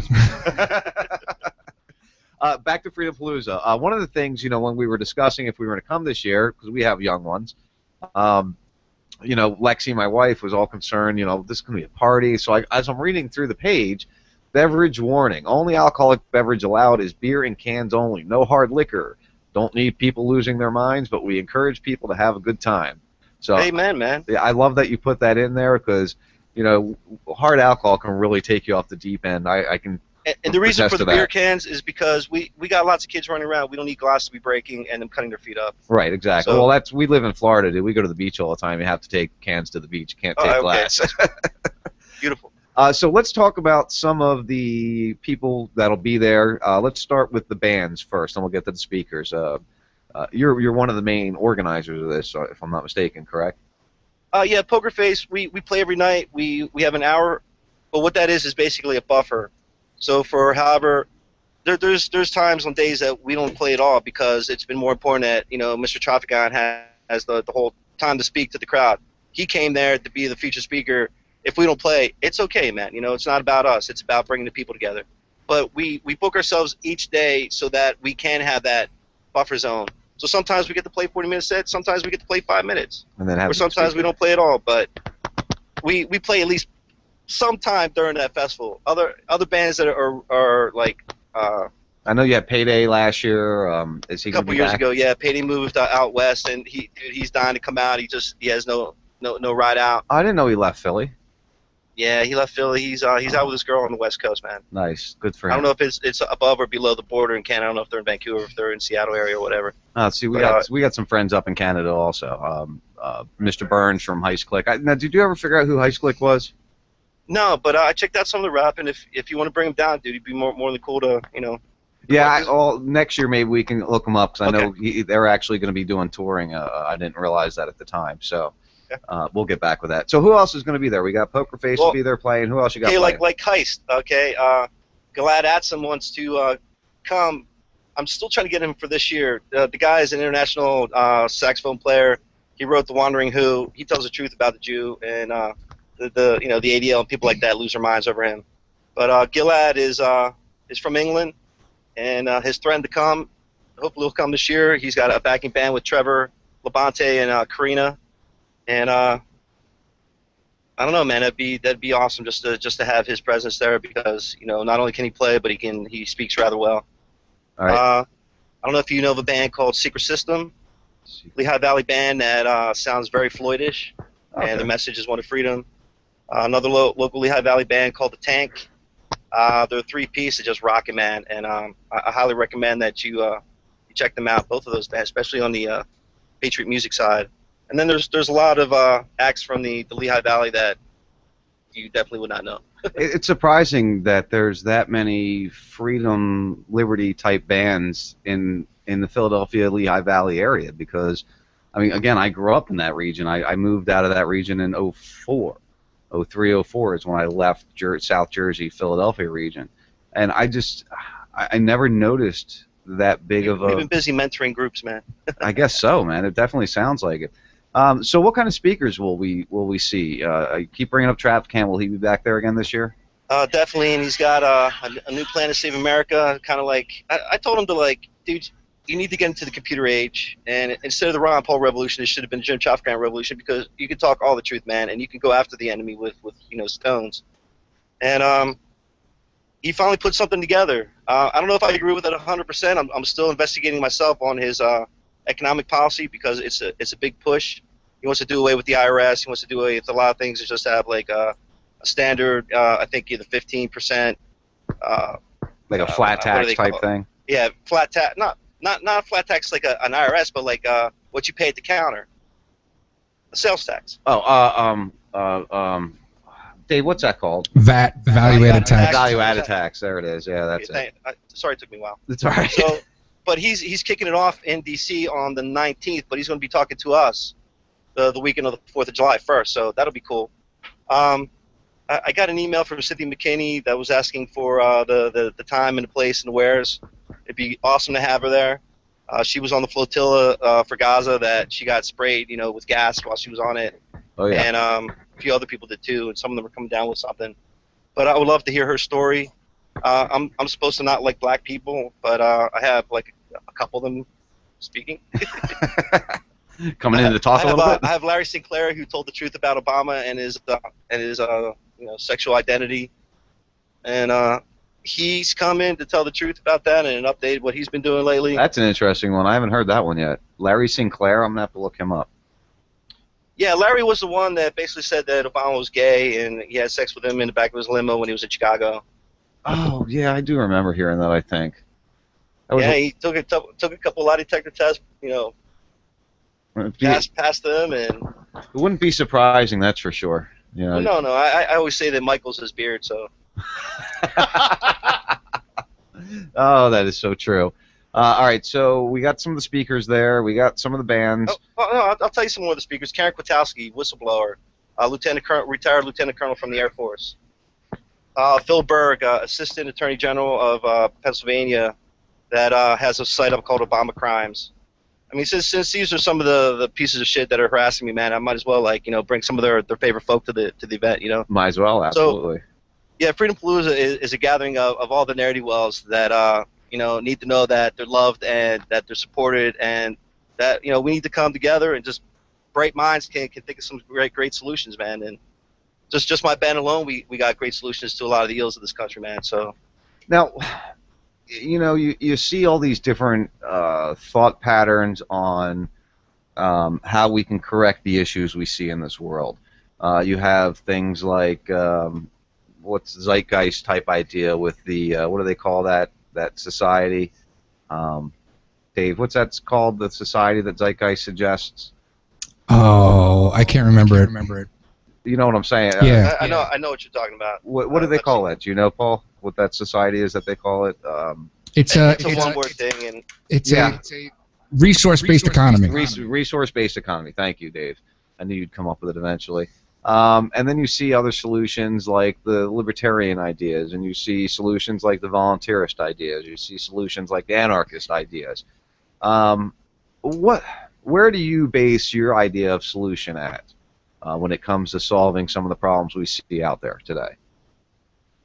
I'm more of the forefather method, man. I'm all about the farmer, and I believe if you free the farmer to let him grow the economic crop of hemp again, where he can actually be the economic engine of each county like he used to be, then he'll fund a revolution in this country that we've never seen before, because the hemp will be grown for fuel, for fiber, for food, for whatever we need. 50,000 products that the local community could be making and not importing from China. Okay. All right. I'm down with that. Everything starts local if it's going to be a solution. Okay? That's pretty much the way to have to go, is start it locally, and the biggest problem we have with you have to that. feed your people, and two, you have to give them jobs. So when the farmer's producing the natural resource, Greg over there is going to turn it into fuel. Mary over there is going to bake it into some hempsels like Brother Sean House does with his beautiful. Oh, he's another guy that's coming up to speak and Ben. Sean House. Howze, Houze. He's been big on the hemp side of life. I think I met him at the first libertarian convention that we went to in 2004 down in Atlanta. He was set up there, and we've been friends since. He just has great products. So yeah, we're going to be employed. We're going to have fuel. We're going to have to import it or frack it out of the ground. So once again, you have a viable economic engine producing for everybody in the county. So other ideas would be like county credit unions, so we're not paying banking. I'm into hanging bankers, once they've had a fair trial, jury with their peers, and string them up after that. If you want to free America, let's line up all the bankers that put us into debt, and basically, have a fair trial for them, like Nuremberg too, and let the cards fall where they may. I think Iceland is a great example of a solution. What happens when banking system's out of control?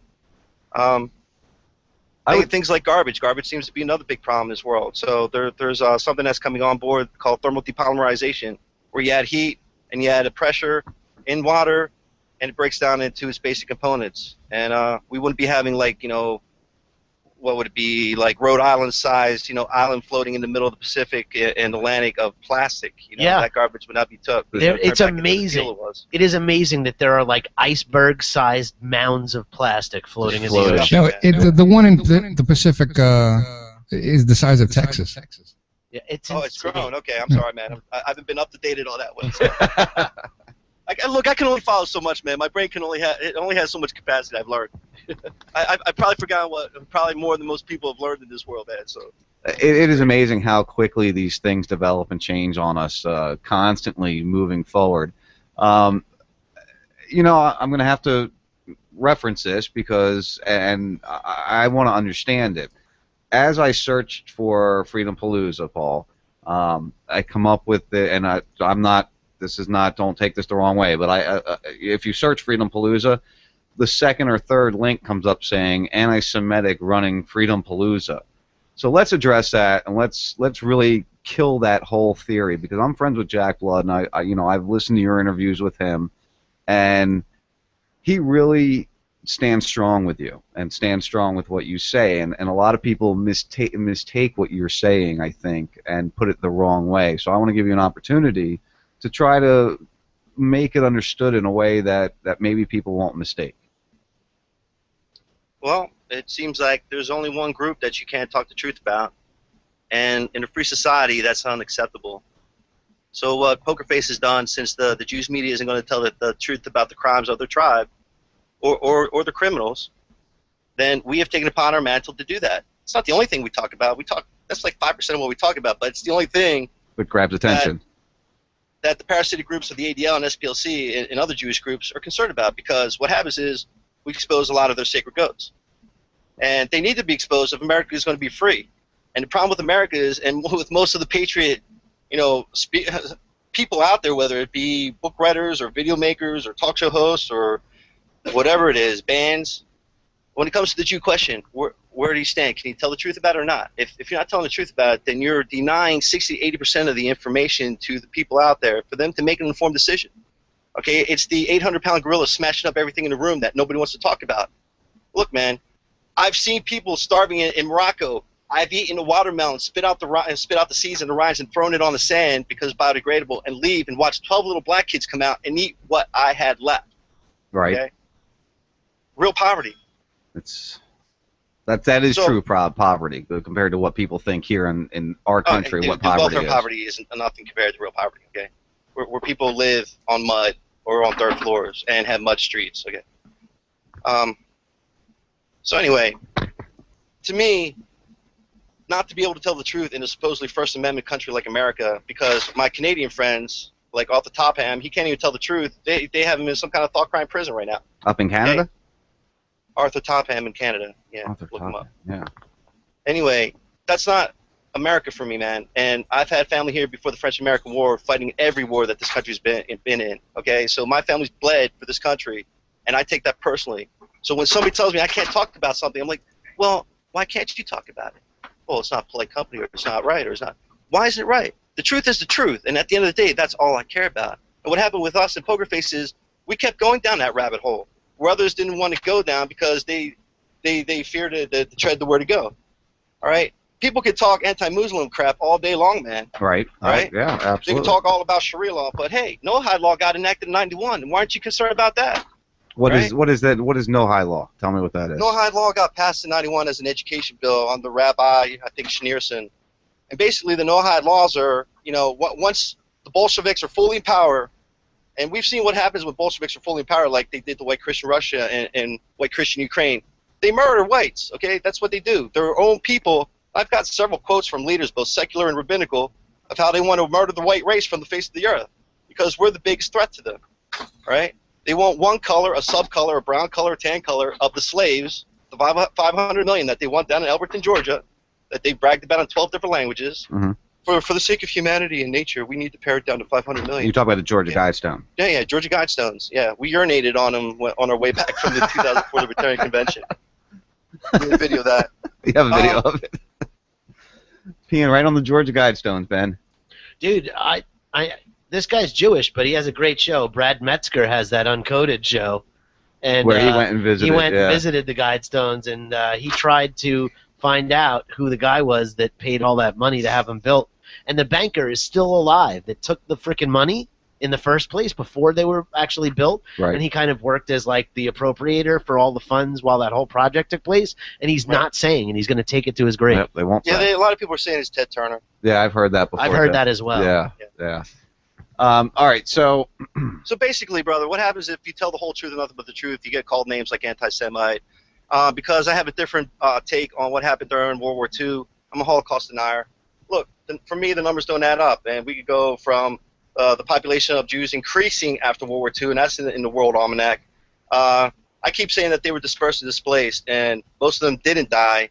And I have some good Jewish friends. Okay, one of them's a Weinstein. And, I've shared my truth with him all the time because he keeps telling me he wants to kill all Muslims. And anytime he says that, I'm like, well, let's go bomb Tel Aviv too. And then it shuts him up for a second. Right, exactly, yeah. So anyway, I'm telling him that his family's probably alive. You just stop looking for him because you listen to your Zionist leader lies. They lied to you before, they're lying to you now. Oh, dude, that's some of your Semite, neo-Nazi rhetoric. I'm like, well, dude, I'm not a neo-Nazi, and I'm not an anti-Semite, okay? Well, see, so I don't hear from him for a month. And this is the guy, even today, I still see him once a week, all right? He's a great friend. I would kill for the brother if somebody wanted to hurt him, all right? But I didn't hear from him for a month. A month later, he begrudgingly calls me back, and he goes, well, I don't know about the rest of your Nazi rhetoric. I mean, you mean the truth, Barry.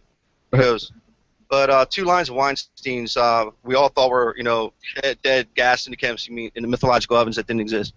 He goes, well, two other lines, we all thought each other were dead or alive. I'm like, yeah, and that's the real tragedy, Barry, is that none of you are looking for each other.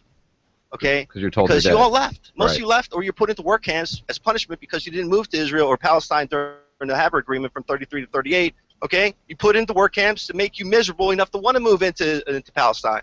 All right? That's what that was. That's what that final solution or whatever, you guys are losing your minds over. But 79,000 Jews died in the work camps. That's an International Red Cross. 297,000 in all the work camps. Okay? So my numbers differ from what the AD on SPLC tried to shove down our throats. Who cares? You don't ask them whether they love Christ or not. Nobody's asking questions like that. So why do you care what I think about an event that happened in history? But because Paul Petty has an opinion on it, it's an You're the bad guy. All of a sudden, you're the bad guy. I'm a Holocaust denier. I'm all these other, subhuman Paul, you brought up type of rhetoric from these parasites. Paul, you brought up a great word there when you were just speaking, and I want to focus on this word that you brought up, and it was Zionist. Now, the reason I want to focus on that is because I agree with a lot of the things you say. I absolutely agree with a lot of what you say. The problem I think I see that people see with some of the things you talk about is that you use that Jew line only. Now, and because people got to get past that because people want to use Bolshevik, people want to use Zionist, people want to use anything. Right here, Well, see, hear me out for a sec. Because we know that we've seen in history, Jews have been thrown out of country after country after country. Now, there's a reason for that. Because they were stealing money and different things along those lines. Well, Jewsery, man. I mean, there's certain habits that they have that don't work within an environment where there's trust and there's love and everything else. You can't have a society that functions when there's a parasite that's not working with you, that are acting as their own super group that don't work with the people. They use and abuse and suck. Look, my friend Weinstein isn't like that. But as a collective group, whether it's the rabbis getting together, whether it's the secular leaders getting together, they prey upon us. The bankers prey upon us. It's not Latvians that are doing this to my government. Okay, it's not the Micronesians that own my press. Right. Okay. And it's kind of like how the Catholic prey upon the children. We see that within the Catholic. Each one of these religions. Prey on their children No, they don't. Just the priests. Just Hold the on. I'm It's sorry. not Just all the Catholics, you fuck. I'm sorry. Just the priests like to go for the children. Okay, well, but getting back to what you said, I'm going to share some things with you, brother. Go ahead. Okay, Zionism is Judaism. Right. And Judaism is unthinkable without Zionism. Okay, that's in Harper's Encyclopedia of the United States. Right? Another one, Jews are an inborn communist. That was Ida Weinberg. I wanted to get to one where it had something about Bolshevism and Judaism. Because, okay, some people call it communism, but I call it Judaism. That was Rabbi Stephen Wise in 1925. It's like people want to feel safe by not calling it the J word, okay? And that's the cool thing about Gilad Atzim is like, he told my buddy Kevin Barrett of True Jihad, he goes, Kevin, sometimes it's okay to use the J word, okay? And that was coming from an Israeli Jew that now lives in Britain that might be coming this year or definitely next year for Freedom Palooza. Well, would you agree? Would you agree that all religions have an evil side, but it's not necessarily all the people? Of course, brother, because parasites go to organized things, whether it's the Boy Scouts, whether it's the Fellowship of Police, or whoever, because they like to go move up through the ranks, and once they're at the top of the ranks, they bring their brothers up and they oppress everybody else within that group or abuse people in that group. So whether it's religion or secular groups, it doesn't matter. People are predators. All right, absolutely. And just realize I'm trying to understand and help people out there understand this side of this discussion, because it is a side of the discussion that people don't want to have, and everybody's afraid that they're going to... Right, the Jews media can preach all day long about anti-Muslimhood everywhere. Right. Okay? But somebody tries to tell the truth about the Jew, and all of a sudden you're called names. Why? Because who is running the show? They can tell the people how to think. Okay, the Gramsci, look, the smartest communist out of all of them was an Italian by the name of Gramsci. Okay, he was the one that was trying to tell the rest of the communists is stop trying to go through the front door. All you got to do is just change the way they think, change their pop culture. You change them into the idiots that we need them to be. And that's exactly what's happened to America over the last 50 years, especially through the Talmud vision. Oh my God! They program us 24/7, 365 through that, how to think and what to think, or how to think about something. Have you ever seen the movie Idiocracy, Paul? I did, and it was so stupid for me. But yeah, I mean that's what we're devolving to. It's exactly what we're devolving into. I mean, it's ridiculous. We're not evolving as a human, as a species, man. We're devolving. I'm baiting. Oh, Out My Balls, is that the Right. one TV show? Oh yeah, We are not that far away from that. And aren't they farting all the time too? Yes, they are. My favorite was the courtroom scene. You're a dick. You're a dick. No, I'm not. And that's what we're definitely devolving into that type of society, and we see it all the time. Another thing we were talking about earlier in the show was the pharmaceuticals, and how this report just came out that in the past 20 years, 95% of the mass shootings or things along those lines have all been based on pharmaceutical usage. Right, and they never talk about it. No, they never talk about it, but all of a sudden they're talking about it. We gotta, when we start seeing these things coming out, and they start talking about them, we have to question why all of a sudden are they talking about it. What's their... Because they take the issue and then they go in the direction that they want to. Oh, now that you're on meds, now we can ban your rights to use guns. Yeah. Oh, that's great now. Hey, all right. Exactly. All right, let's wrap things up a little bit here. It's getting to the top of the hour. It's been a great interview. I'm glad you joined us. Brother, man. It definitely did go by fast. Let's start with how people can find you, your music, how they can harass you if they want to harass you, or because my listeners will be harassing, just so you know. But hey, love it, man. Yeah, we reply to all commentary, man. Good. So how would they get a hold of you? How would they find you? The easiest is for the band and the music is pokerface.com, one word. The festival is Freedom Palooza, P-A-L-O-O-Z-A, two O's, freedompalooza, one word.com. And we have multiple songs up on our site. If you go to the main site, pokerface.com, you can get to our Facebook page, to our to the songs that we have on our page, and what do we have? MySpace, Facebook. And I don't know if we have our Twitter account up there or what. And you can get albums all the way back to 89, I think, is the earliest album on your website, I believe. Ours would be 92. That would be Game of Love, man. Okay, that's the first one. That was my pop love boy girl, kind of direct at that time. That was before you got political. Do you guys have Twitter? Yeah, we do. I linked it to our Poker Face page on Facebook, man. And that's the only way that thing ever gets updated. Otherwise, I don't even know how to get back into my Twitter account. Is it the @PokerFace267? No, that's not us, man. Oh wow. That's no, it'd just be Poker Face or _PokerFace or. You get it linked in, then you just forget all about it, right? Well, it's like the things are up, and people are like, dude, sign this up. I'm like in the middle of something, and you set it up. I'm like, okay. Like I have a Reverb Nation account too. It's like, well, that hasn't been updated for a while because I forgot all the passwords and all that kind of stuff to go. So yeah, having a radio station like this, you do the same thing. You have all these different things going, and you're like, I got to pull out the list of passwords here. Yeah, exactly, man. And like us is like raising a couple little critters is like they demand your attention full 24 hours, man. So. Oh yeah, I feel you. A lot of things get lost, or they lose it on you, man. I can't tell you how much stuff they've lost on me. It's amazing. I've got a 5.5-year-old that lives with us, and I got a 14 and a 19-year-old that live up in Jersey. So I've been through the whole gamut of it, and it's a lot of fun raising kids. Yeah, man, it is. Definitely is. All right, so we can find you there. Freedom Palooza, July 3rd through the 6th. 3rd through the 6th. There's camping. You can go for the day. You can go for the camping experience. People can start arriving Thursday, right? Yeah, definitely. Anytime after, I'd say 5, 6, we're ready. The first band goes on at 7, 7, 8, 9, and it ends at 10. And 10 every night because of Louis' ordinances. But by 10 o'clock, everybody's beat, and everybody wants to go to the bonfire, hang out. There's usually like 70, 80 people hanging out with the bonfire. People bring beer kegs or beers and cans. And this is at Johnny Mac's American Grill, 9755 Easton Road in Kinknersville, Pennsylvania. It's an hour north of Philadelphia. It's where World Jewelry is run from. It's not from Tel Aviv. It's not London. Okay, it's not Hollywood. It's right there in Upper Bucks County, Pennsylvania. Excellent, man. Well, I appreciate your time. We'll keep talking about the event.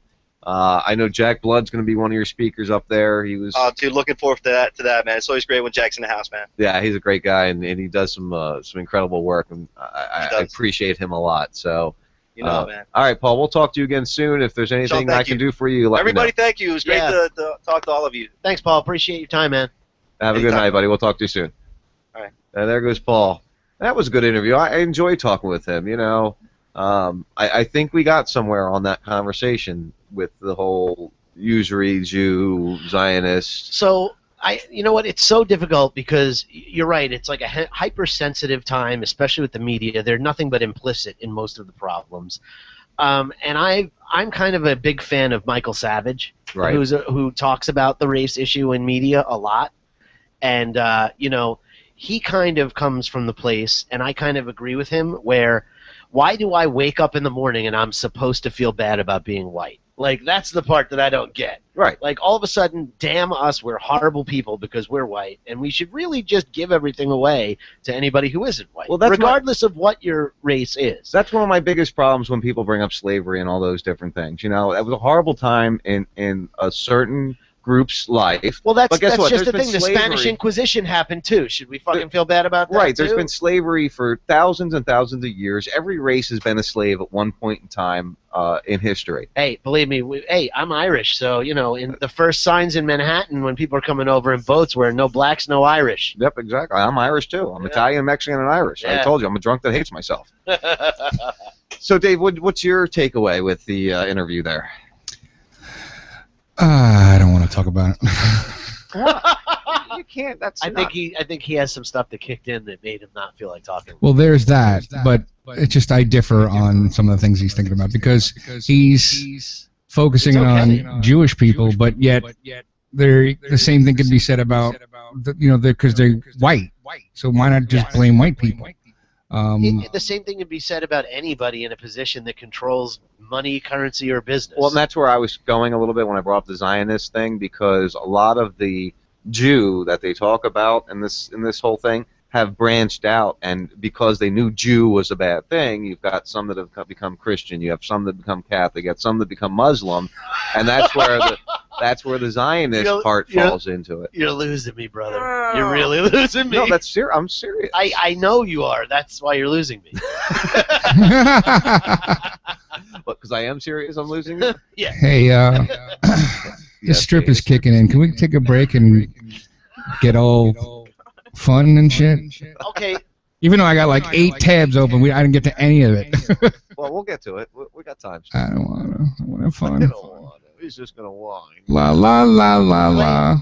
Play this song by Prince Fatty that I like so much. Prince Fatty. I don't even know what that is. I've been totally into it lately. I played it on Monkey Sound. I don't know, but you're over here texting me, and I'm like, I can't read, and I can't read your texts and do an interview at the same time. Was it your phone that went off during the interview? Yes, it was Sean's phone.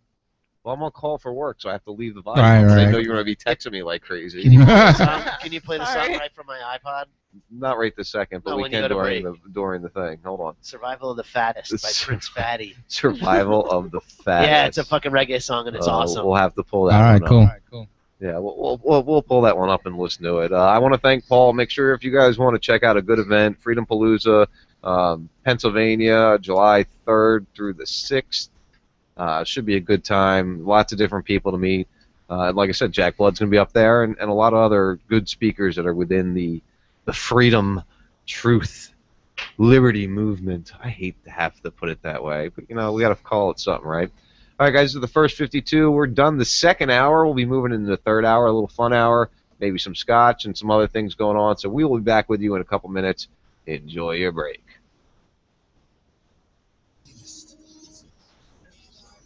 I'll pull it up on YouTube. We'll play it. I don't have fun with going to this one now. I'll pull it. It's on YouTube.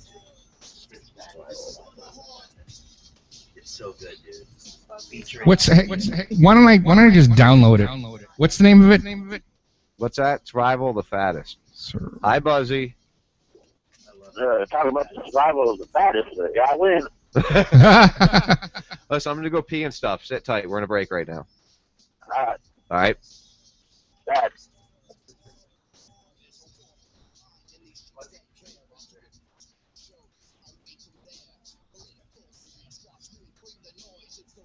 How ready are you to die for an ideal? What's the good?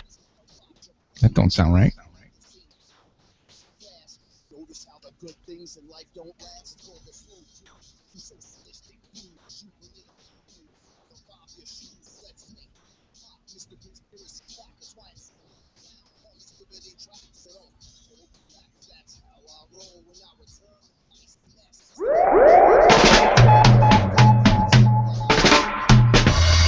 Yes, brother people, this is the big one.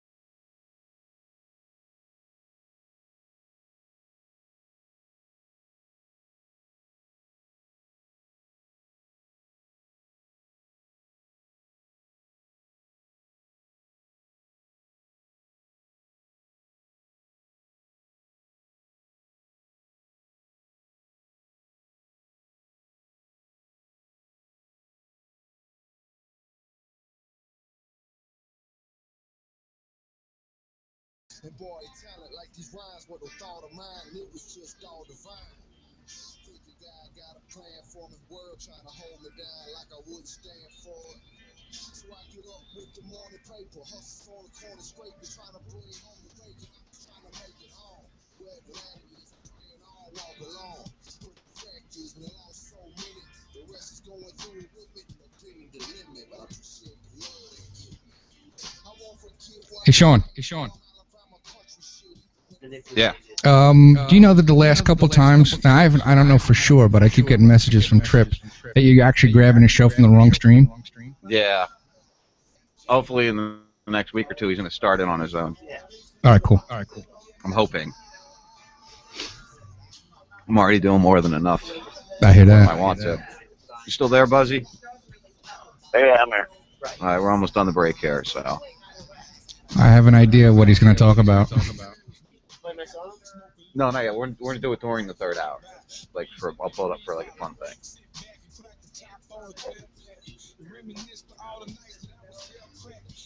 That's still cracked. Bet. Hit that bong. Buzz, you want to hit? No, I really don't like smoking loud, but I do like those strips. Yeah, I'm 45 minutes into a strip, and it's about to kick in. Yeah, go ahead and be a fucking bogart, asshole. I'd give you one if you were here, but you're not. Well, I'm down there Monday. Yeah, I'm out though. That was my last one. Actually, I'm out of weed too for the first time in years. Oh, I'm not out of that. Because I don't get my government check till Wednesday. Government. You gotta get the government check. Right. I spent too much money this month. Too much traveling. That cost me about $1,000. I got you paid $1,300, dude. Yeah, well, you make more money than I do. $1,000 is $1,000 is half of what I make per month. I got a $258 speeding ticket last month. Take it to court, man. I ain't got time for court. He'll pay the $258. I'd rather just keep your fucking foot out of there, asshole. Where'd you get the ticket? I was on 19. I was on a date too. I got pulled over, fucking with the date. She laughed at me. Still fucking busted my balls about it. Minute. You got a bubble army on your fucking bumper? What the fuck? No, he does not have a Bubba Army on his bumper. He has a Raz radio. I have a Raz radio. I have a Dangerous Conversation, and I have I Facebooked your mom. He probably didn't like that one. Well, that's why you got a ticket. Yeah, right. All right, I have an extra Heist Click sticker. Who wants it? I'll take it. Okay. There you go. That wasn't quick enough. That was faster than I thought it was going to be. All right, 45 seconds, guys. Sit tight.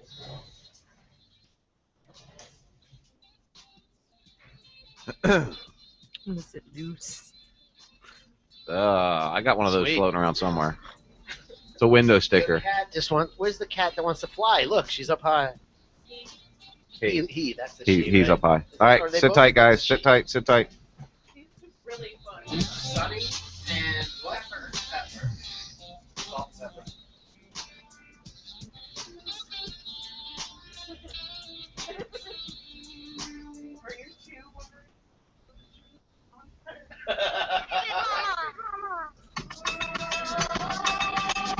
Yeah.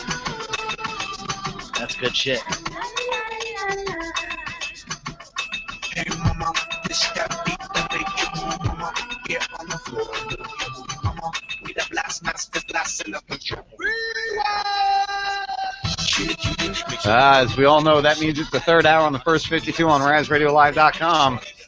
I hope you've enjoyed the first 2 hours, because there won't be much to enjoy at this last hour. Just gonna be us having some fun, talking some crap. Sure, we'll talk some important stuff, but we try to have a little fun in the third hour, because sometimes you have to do that, especially after some of the conversations we have on this show.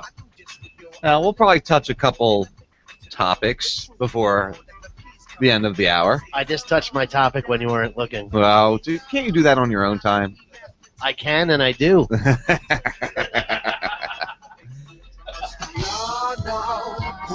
Oh yeah, you gotta love the third hour. We're gonna change up the third hour song, I think, the next week or two. What do you think, honey? Dave and I already found one. Oh, did we? Yeah, it's the We did. survival of the fattest by. We'll get By to that. Prince Don't Fatty. worry. We'll get to that. We'll get to that. All right, let's get rid of this music here. I know you're enjoying it. I'm sure everybody else is too, because everybody that can see you are enjoying it. So there goes the music. Let's bring up our callers here, because we got 2 callers on the line. Mr. Buzzer Bob called it right at the beginning of the break, and we got Mr. Eric on there also. Sit tight, Eric. Buzzy, what's going on? Okay, first of all, goddamn son, don't you have any other commercials than me getting more out by Justin Bieber? Hey, you just happen to be on the station a lot, Buzzy. It's not a lot, believe me. That. But anyway, what I call it about, I'm the type of guy, I don't give a damn what you believe in or how you think, hey, that's you, whatever. But for a fucking idiot to come out and say, yeah, I'm calling your guest an idiot, in my opinion, to come out and say the Holocaust did not happen. Dude, they got pictures. They got fucking film. And for God's sakes, they got lampshades. It happened. Mass graves. Now, Actually, if you want to. Yeah, I hate to tell you, but your guest was a heat getter. You're not escaping this in the third hour. This is happening. You know what? Why don't you go watch the old movie? I think it was a Bergman film, actually, Shadows and Fog, the original one, not the Woody Allen satire. Well, Before. I will Look up say- Shadows and Fog and watch some footage and tell me I if will it happened. say, before he brought that up, I have heard some of these ramblings, and I don't think it's Holocaust denying. It's just not agreeing with the numbers. It was self-proclaimed Holocaust denying, What from the what I hell remember. difference does it make? 100,000 were killed. You're talking about millions, okay? Mhm. What Don't the fuck yell at difference me. does it make? I give everybody a Oh voice. my god, it's so completely ridiculous. First of all, second, it's completely and totally insulting. All Okay. right. You can I'm have just your saying. opinion. I'm not even a Jewish person. He's a fucking asshole. All right, Buzzy. He dove down an asshole and then flipped out. Oh, this is the first call. I got 5 more to go. He laughed. Later, he brother. flipped out the asshole and landed right on the taint. So, Spicoli, I got to get this name down right now. Eric, how you doing, brother? Carlos Spicy Wiener. See, I like the Carlos better. The Carlos would Yeah. be a good moniker. Yeah, to put at the top. Carlos. Definitely Carlos. Carlos Yeah. Spicy Wiener. Or Hello. CSW. You can just call me CSW or Wait. SW. Welcome, Carlos. How about just Eric? Wiener. Yeah, No. actually that works too, but it's weird. Some people have have trouble. Fuck No. that. Eric's lame. You don't Carlos. look like an Eric. Come on, Sorry. Carlos. I'm having a problem getting the Spicoli out of my vocabulary. That's the problem I'm having. Well, that happens when you're all spicolied out sometimes. Yeah, well, yeah, that does. Yeah, it does tend to. Ben's here, which means there's Scotch and Fireball. Bienvenidos, Carlos Spicy Scotch, Wiener. Scotch. Scotchy Scotch, right. Down in my belly. There it goes down. There it goes down. And we got Jenny joining us also. How you doing, Jenny? Good. How are you guys? Happy birthday, Jenny. Happy Birthday girl. Happy birthday. Happy birthday. Thank to you. I kind of forgot it was my birthday. You kind of forgot. How old are you now? I am 35 years young. You're supposed to say 29. Yeah, 29. 29 and holding. Yeah, 29. There you go. Now you got it down. What's right. wrong with my microphone stand? I think I broke it last night. That's what she said, literally. Were you one of the ones that got topless? In the morning, so. Yeah, there we go. Who got topless? I don't know. I was listening to I heard the. there was a lot of nakedness on Drunk and Disorderly last That's There right. was quite a bit. We had yeah, all of us were naked by then. Not naked, but topless by the end of the show. Can you name names? Because I was. I can name names right now. Jen, Amber, Eric, who Brittany. else? Mike, Yeah, Brittany, Mike. and then Brittany was topless too? Yeah, Brittany was out. She let them all hang out. All hanging. Wow. Nice. Yeah. See what you're missing, guys? If you don't listen to Drunk and Disorderly on See, Friday nights. I was already drunk and fucking fell asleep. Yeah, I was asleep by. I was asleep by midnight. Yeah, I was asleep well before midnight. What are you kidding me? I had to golf today. I fell asleep. I think like 9:30 on the couch. 10 o'clock. No, I fell asleep after Drunk and Disorderly started. So I did hear the opening of that. You were golfing Who's today? that? Low 90s. What's that, Jenny? He just handles balls well. Who's- That's it. Yeah, Ben likes the handlebars. I'm not much for poking your golfing, head in but the you should feed? see my driver. What, Jenny? Oh, so it looks like somebody was getting in the camera. Oh, that's Lexi's head bobbing in and out, probably. Oh, hi, Lexi. Yeah, sorry. I'll tell her to Hi, keep her head lower. Jenny. This under the desk. I want to see Lexi. Oh. There you go. Refresh your camera, Jen. Yeah, Jen, we got no video of you. So anyway, third hour of the first 52. You know, we talk serious topics in the first 2 hours. We have heated interviews Total that people eclipse. get all frustrated with me about. Obviously, I have some frustration in my studio. We just get frustrated when you hate science. I walked away. I was responsible and shit. Yes, you were responsible, and I guess apparently I'm the tolerant one. of the You group. are very tolerant, Yeah. young man.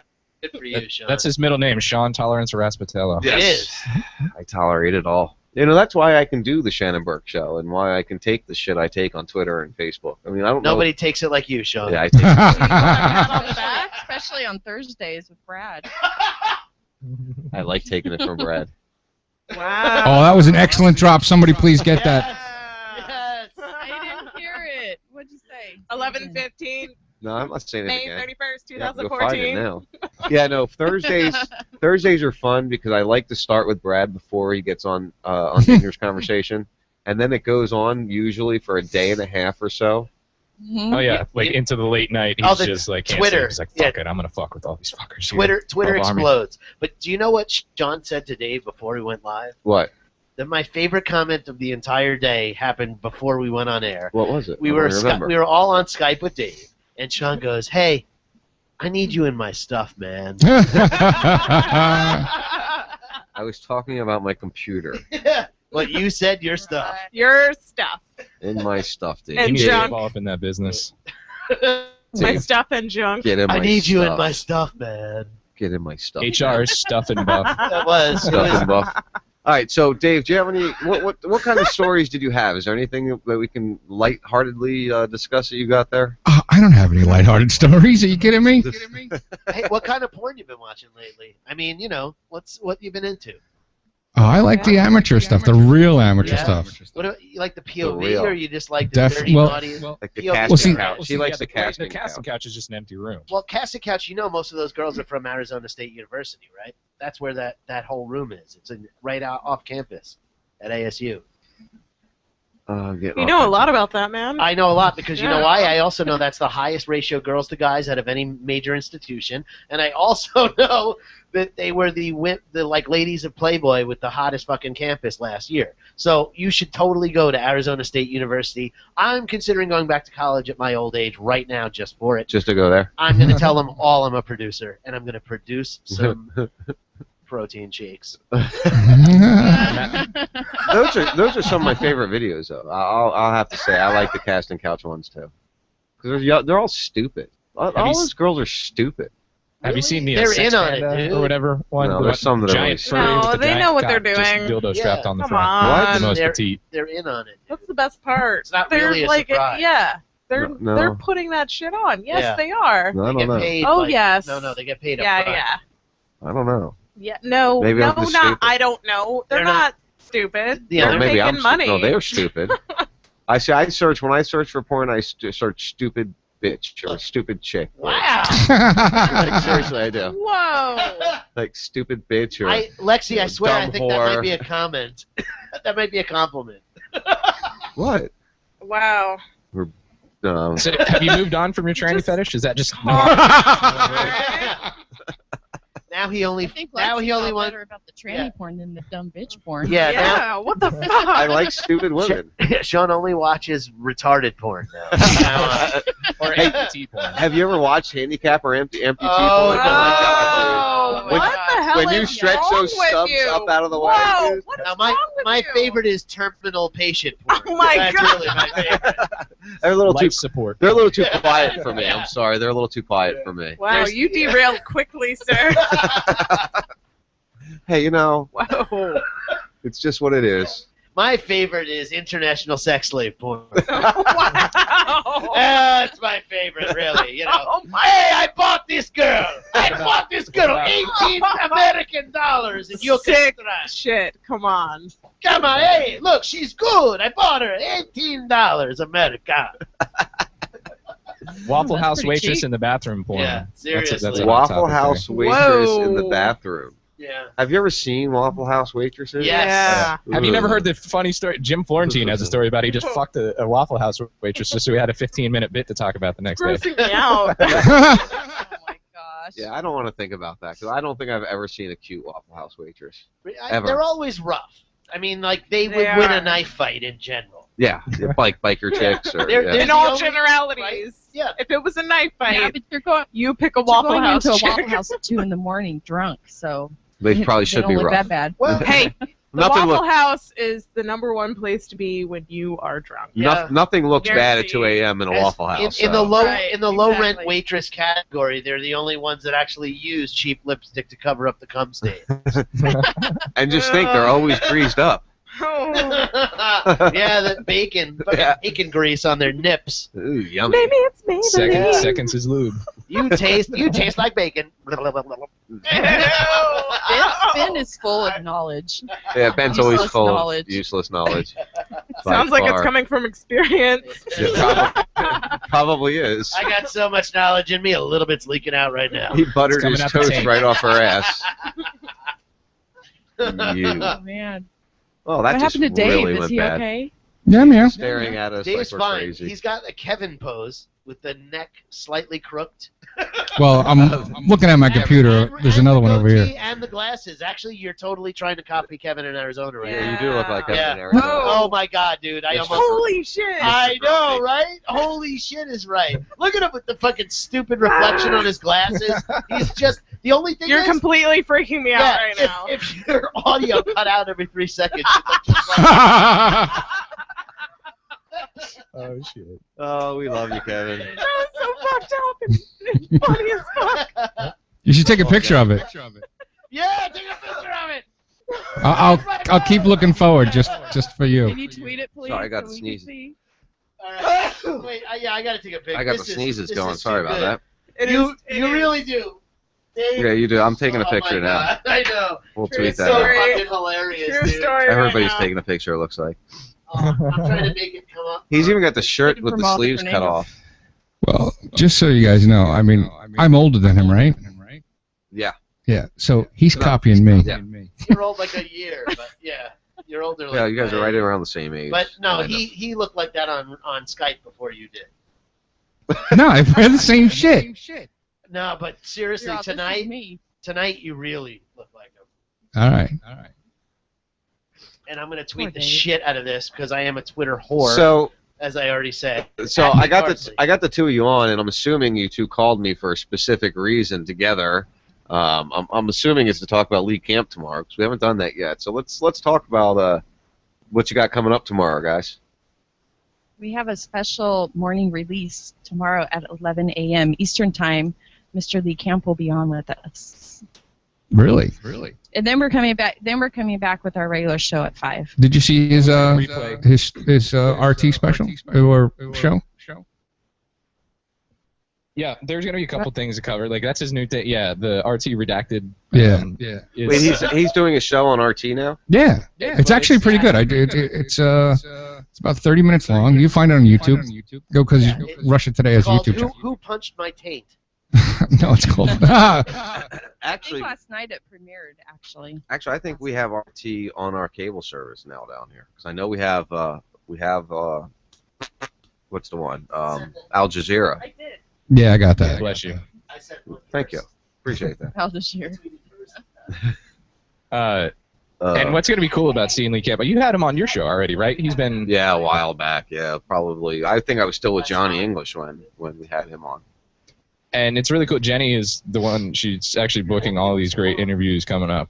Actually, the next 3 weeks are booked with interviews. Yeah, I saw you got Adam Armstrong coming up also. Yep. Yes, June 15th. And we also have Kelly Mays. She was at United We Stand. She's this little blonde, petite little thing. She comes out, she's talking, and all of a sudden she just like starts busting out with a rap. And me and Amber were like, "What? Who is this girl?" So we started listening to her music, and she's really cool. She's I actually got to email with her a little bit today, and she's super excited to come on the show. So Oh, cool. it's going to be lots of fun. We'll play some of her music tomorrow on the second show, so you guys can hear it. So you guys are double shifting it tomorrow. Yeah, so make sure you tweet that shit out so that I'll listen to it live. Yeah, and We're tag gonna me on the replay Sean the Raz recap one. interview in the last half hour of the night show too. All right, cool. Yeah, tag my Sean Raz also, not just the Raz Radio, because I don't always check that every day. The fuck are they laughing at that? Me again? Yeah, We're they're laughing still at you. laughing at you looking like Kevin from Arizona. Oh my goodness. Dude, be like, I'm you guys the are stick- evil. Sean, you got the I'm best the one. sticker guy. You got the best Hey. one. Well, that's because I'm right Kevin. on it.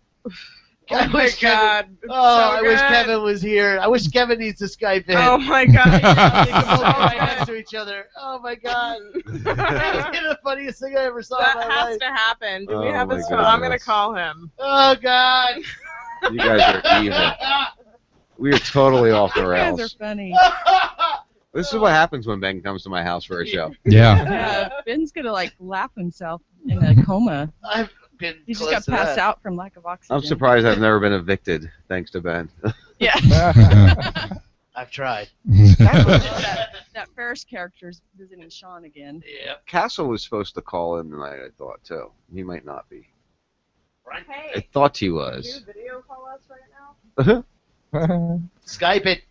He has to Skype Oh, it's Lexi. my personal. Skype from your phone? Yeah, dude. Get a goddamn iPhone. App. There's an app Well, for that. I can Skype off my my There's Android. an app for What are you that. talking about? Yes. Selfie. Selfie tweet it. They are But make sure so you're wearing torturing your him. glasses and that there's a big bright light. Lexi's got Kevin on the phone right now, just Yeah. for those who are listening, trying to figure out what the hell is going on. Look at this Twitter feed between me and Lexi tonight. Yeah, go to @Sean Raz, @Lexi Raz, or @B Carsley, BCARSLEY, or search Ferris. I come right up. and you'll see the picture. Dave, did you see I tagged you in mine? Yeah, I saw it. All right, just wondering. He just doesn't have the gap in his tooth. No, he doesn't. That's right. Oh, All right, peace out. Find an old picture where you're wearing glasses and send it out. I'm sure he's got his Raz T-shirt cut just like that too. Probably. He's wearing contacts. God damn it! I Oh, told is him he? don't Wearing- bother. He's wearing eye condoms. Eye condoms? Is that what you call them? He was ready to do it too. I said, "You need to tweet a selfie." You said, "Okay." Oh, Just stabbing it in real quick. Stab it. Yeah. Well, I appreciate you guys calling in. Make sure you check them out. 11 o'clock tomorrow, right? Is the morning Yes. show? And then they'll be back at Camp. 5. Why are you up that early tomorrow? Lee Camp. Well, Lee said he wanted to do the interview at 11 tomorrow. So, well, he's going to be coming in at 11:30. So we're just starting a little early. Oh, damn. Yeah, well, whatever, Yeah, it's really early for me. I'm Yeah, going to be half asleep probably. Yeah, it's going to be what, like 8 your time? 8 Yeah. o'clock your time? Yeah. But that interview would probably be good, for replaying. Just if it's a half-hour segment or whatever, just throw it up there all by itself. They're going to, just what the date? Are you on the show with us? Are you here with us? Yeah, well, he's coming in. I distinctly heard them say he's coming in 11:30. They're starting at 11. But they had talked about how in the second show, they're going to replay the last half right. hour. And I said maybe just replay that element. That's what. And I will put Isn't that up what you just the said? show in itself. I'll put it up in its entirety, but also just a clip of it. I'll post it on the site where it's just the 30-minute interview too. All right, cool. That'll work. But what I was saying to you, Sean, was you should put that in the mix. Just that element alone, not on his show, not on their show, but just throw it up there. I got you. I got you now. That's what I'm I'm with trying you. to say. I'm with you. All right, guys. All right, Jenny. I'm going. I'll talk to you soon. See you guys. All right, dear. Good night, Lexi and Ben. I Bye-bye. can't believe it. Good night. Later, dark match, Kevin. The dark match Good night. Kevin in Arizona. Too funny. There they go. Well, what else are we gonna do here? What else Spirit you want fingers? to do? You want to go around the world, baby? Butt scratcher? Dave. Yes. Spirit fingers. I don't do butt scratcher. What? You don't do butt scratcher? What am I doing? Spirit fingers. Not my thing. It's not your thing. He did it good, like Kevin in Arizona would. It's your thing. That's actually one of my guilty pleasure movies. What you gonna do? What, bring it on? Here's one for Yeah. you, honey. Measles, 20-year high. What? You concerned? Hey, why are measles a 20-year high, though, Sean? Why don't you tell us? Well, I What's don't the know. reason given? Though they say that majority of the cases are unvaccinated people that are getting measles. Do you know where the focal point is? Let's see here. The U.S. has the most measles cases in 20 years. Yeah, the focal point was Ohio. In what specific community? Amish. Oh yeah, Amish. Yeah. Unvaccinated Amish people. Yeah. Oh. Inbred, unvaccinated. Again. Where are you going? Did you say inbred, Dave? Amish are not inbred. They kind of are. They kind of are. Design. Not like brother, sister, but probably cousin. Yeah, I guess so. Uncle, aunt. You sound like you're projecting right now. Me? No. I'm just thinking. That's what I'm saying. Can I just point out, Sean? Yes, honey. You can very easily discredit yourself on this position. Go ahead. With the way that you present this. But as far as making the decision to not vaccinate your child, I do think that there is too much harsh criticism involved as far as that decision-making process goes, because you don't have enough evidence to go on as far as the U.S. Government peer-reviewed analysis studies Peer go. review. There's that word Look, I love. So I hear you. I know where you're coming from, and look, I'm not criticizing anybody who chooses not to do it. Whatever, that's your decision. But I feel that if you choose not to vaccinate your child, it's because your fear factor is higher than your knowledge factor on the subject. And I think that, you know what? I think a lot of the stuff that's in these emulsifications and these vaccines are very bad. But I think that there are other things out there in the world that are worse, like measles and rubella. Measles really isn't that bad. In this day and age, can you die from the measles? No. But listen, this is what I want to touch on as far as that's concerned. Yes, you can die, is but when you do very start rare. looking at this, and I am a very logical person, and I want to make sure that I feel really good about a decision that severe that I make for somebody that I care for more in this whole world and myself. Right. It's not that I just idly stood by and bought into conspiracies and decided, oh, I'm not going to vaccinate, I'm not going to poison my child. Okay, I do believe that science has come a long way. I do believe that there are some medical techniques that definitely take and prolong life and are good for us. I don't think that 70-plus vaccinations by the time a child is the age of 5 You stepped in it, with Ben. a rate... No, I'm fine with it. I'm waiting. I'm letting her make her point. Rate of adverse reactions at the very... What's a high rate?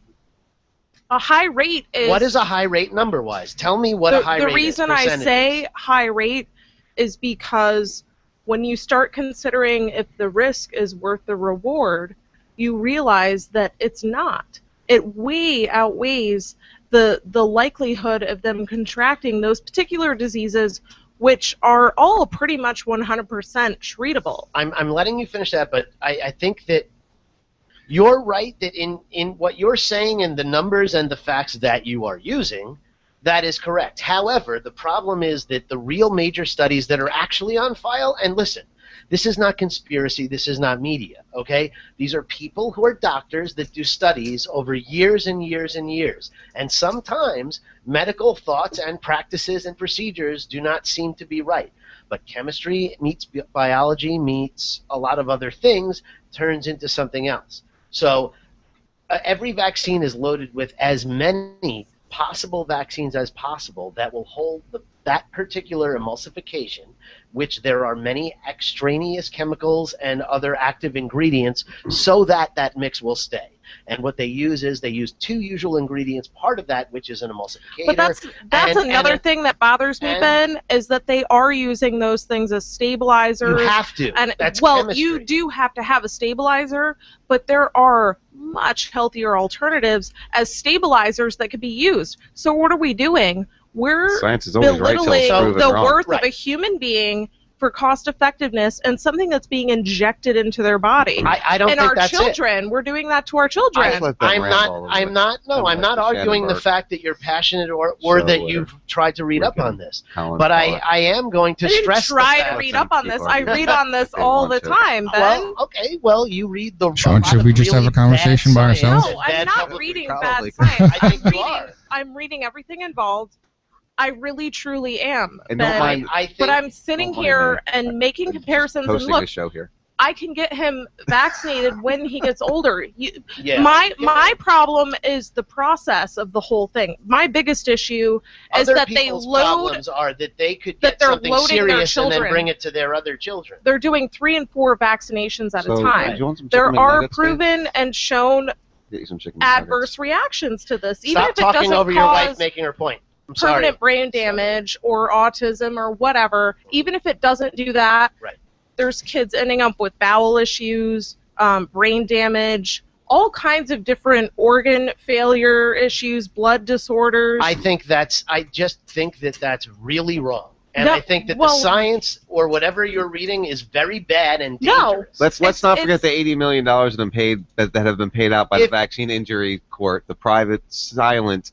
So there secretive are vaccine two injury reasons, by the way. There are 2 reasons, and I had this conversation with Brantley before. There are 2 reasons why people cease to make things go through the legal system and make it go to arbitration / mandated court, right? The 2 reasons are, number 1, something's fucked up and they're trying to cover it up. That's possible. That's one of the things. That's why they usually have that. Right. Number 2 is that so many people are under false pretenses that it's become such a problem that they have to just fast way somebody out the back door because it would clog up the system so bad that nobody could get anything done anymore. So those are the 2 reasons. You have to ask yourself this question, Ben. Why are the pharmaceutical companies and the doctors both completely protected from any kind of lawsuit based on injury?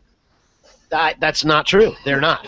Yes, they are. No, they're not. That's just false information. They're That's just protected. Not true. They're protected whether they give the shot or don't give the shot. The doctors are completely protected. That's not from what you lawsuits. said. Now you said the shot, Hey. or you said any medical procedure. No. I was talking about vaccination. You said any medical I procedure. was talking about vaccination. You made a broad statement. Oh. Okay, so with vaccination. Hey, hold on. Yeah. Is this guy on the Facebook? Well, yeah, there's a vaccine injury court, and that's like a Yes, there is a vaccine. Yes, Well, Dave. There's this guy who just posted. His name is Rick on the Facebook page, and he told me to Google Paul Thorsen, and I'm reading this, and this guy is a Danish researcher who's been accused of financial fraud, who has co-authored some of the most frequently cited studies concluding that there is no link between thimerosal-containing vaccines and autism. So you read a little bit on this, and it just shows that this guy seems to be a douchebag. There are a lot of douchebags making a lot of points on both sides of Well- every argument under the sun. Yeah, and but it needs nothing. all right, so listen. There is some legitimacy, though, to when this whole thimerosal argument, because they want to That's the relate this emulsifier I was talking about. this high metal Thimerosal's poisoning, and that's Aluminum. causing a neurotoxicity, which results in autism. And the fact of the matter is that aluminum is the most abundant Ingredient. element on the planet. Yes. We are exposed to that. We breathe it. We eat it. It's in pretty much Right. every single source of food you're going to eat.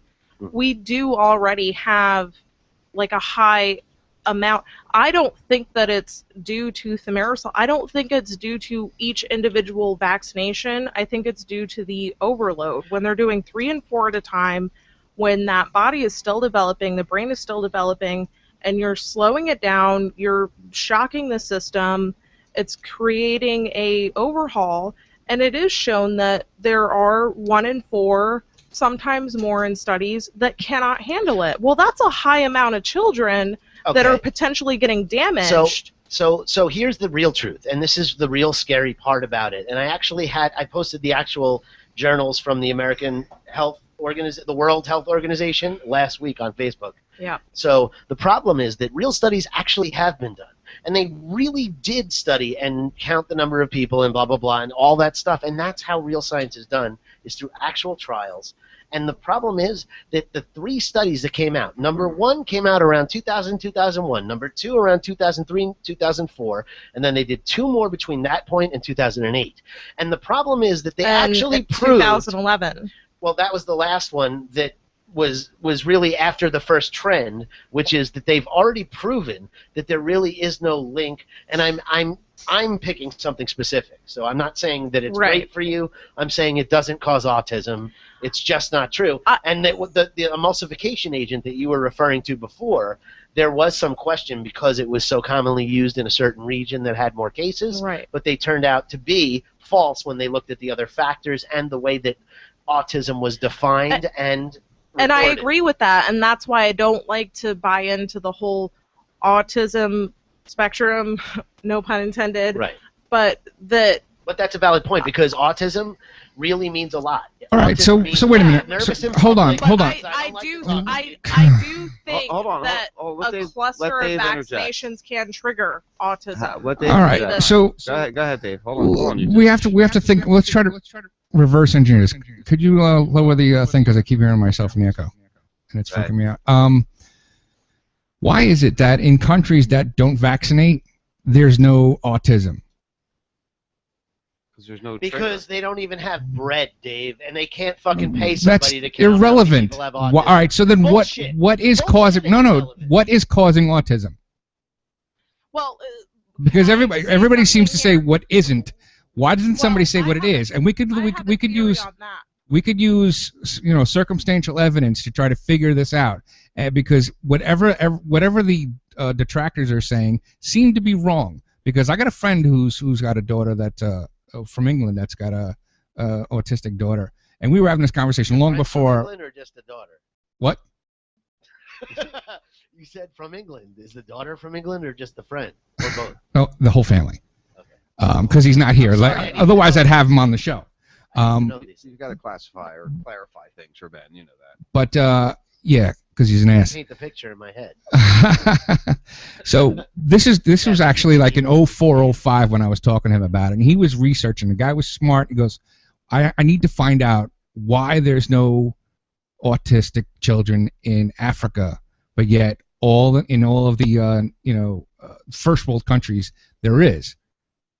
And we have to look at the rate of increase or the when things started to get higher with autism was also the same timeline when they started giving you when I grew up, I don't know, 4 or 5 shots I got.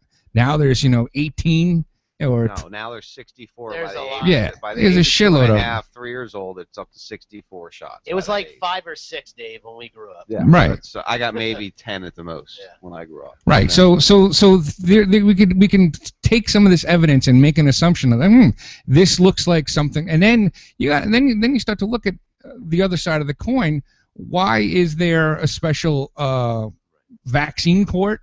Why is it that when they get paid, the taxpayers have to pay, not the companies? Dave, there's a lot of other things like that too in tort reform too in general, that they have a special court because so many people just latch on to these conventional quote-unquote wisdom statements that are not true.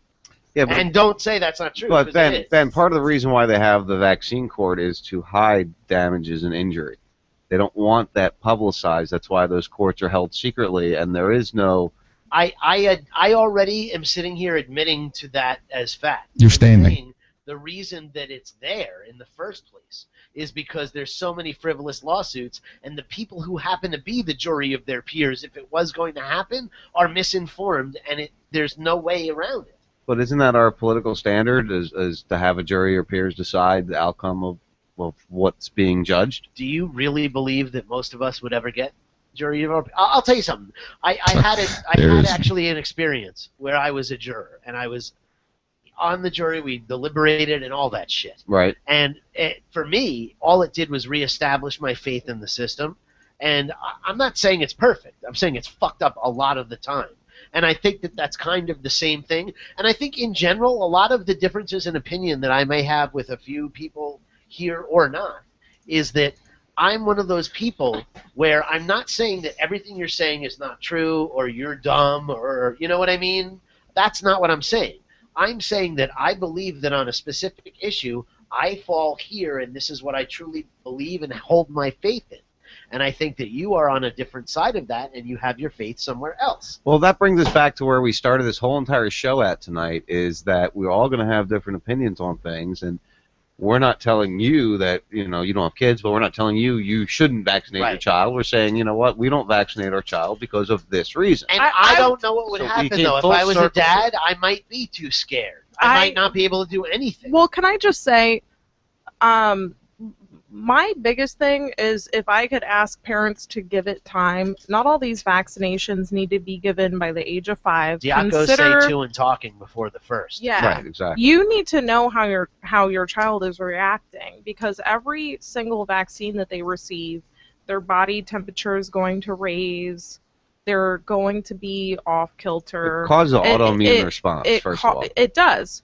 And so they are going to react, and they're going to have a hard time understanding it. By the time they're the age of 2, if you follow schedule, you're going to be at 42 vaccinations. Okay, I don't understand why we 3 and 4 at a time, and they're constantly in there, and they're constantly sick. So can I just make a little statement before? Yeah. Go ahead. Try to make a little statement. Real quick, I'm not even getting political or on the side of an argument.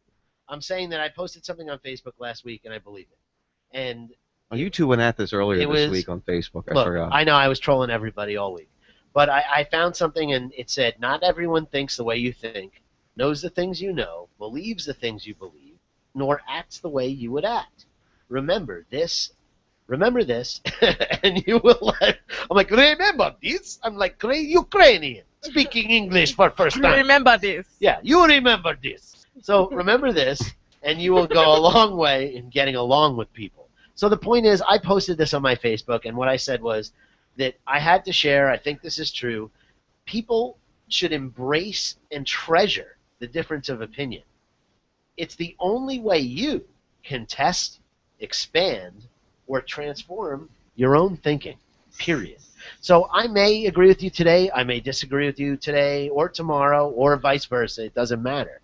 We're having these conversations because we're sharing what's important to us and the way that we think about a certain situation or an option or whatever. I don't have kids. I don't have to make that call. Right. So to me, there's never a risk for anything because I don't have a kid. But that goes well, back, I was that in goes your back position, knowing a lot of the shit that goes on, I might get fucking paranoid or freaked out. And I don't know what I would do. That goes back to judging people on what their decisions are based on their own personal beliefs and being called crazy or a McCarthy follower or being endangering everybody else around us. Well, if you believe in vaccines so much, then you're not in danger if you've had your vaccines and your kids have.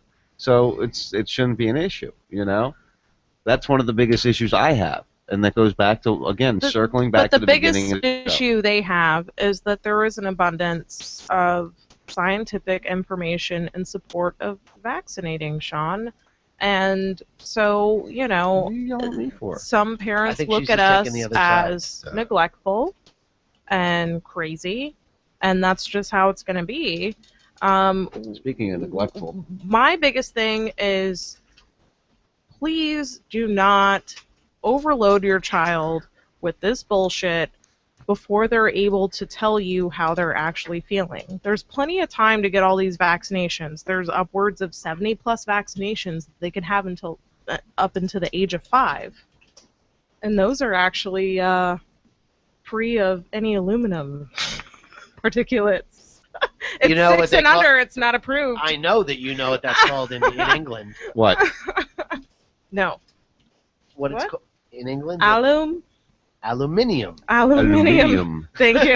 Well, I'm like, aluminium. You live there, not I know. That was a Ben, long time That was ago. a Come softball. on. I was throwing that to you. Ben, part of the problem I didn't pick is- up on that. whole thing. is mercury is part of the thing in aerosol. I don't know Well, if you've no, ever no, seen. I know. I don't know if you've ever seen the study that they did where they took the brain I've read tissue. a lot of shit Have you about seen where this. they took the brain tissue and they applied a drop of mercury at the beginning of it and it just ate the whole piece of brain tissue up?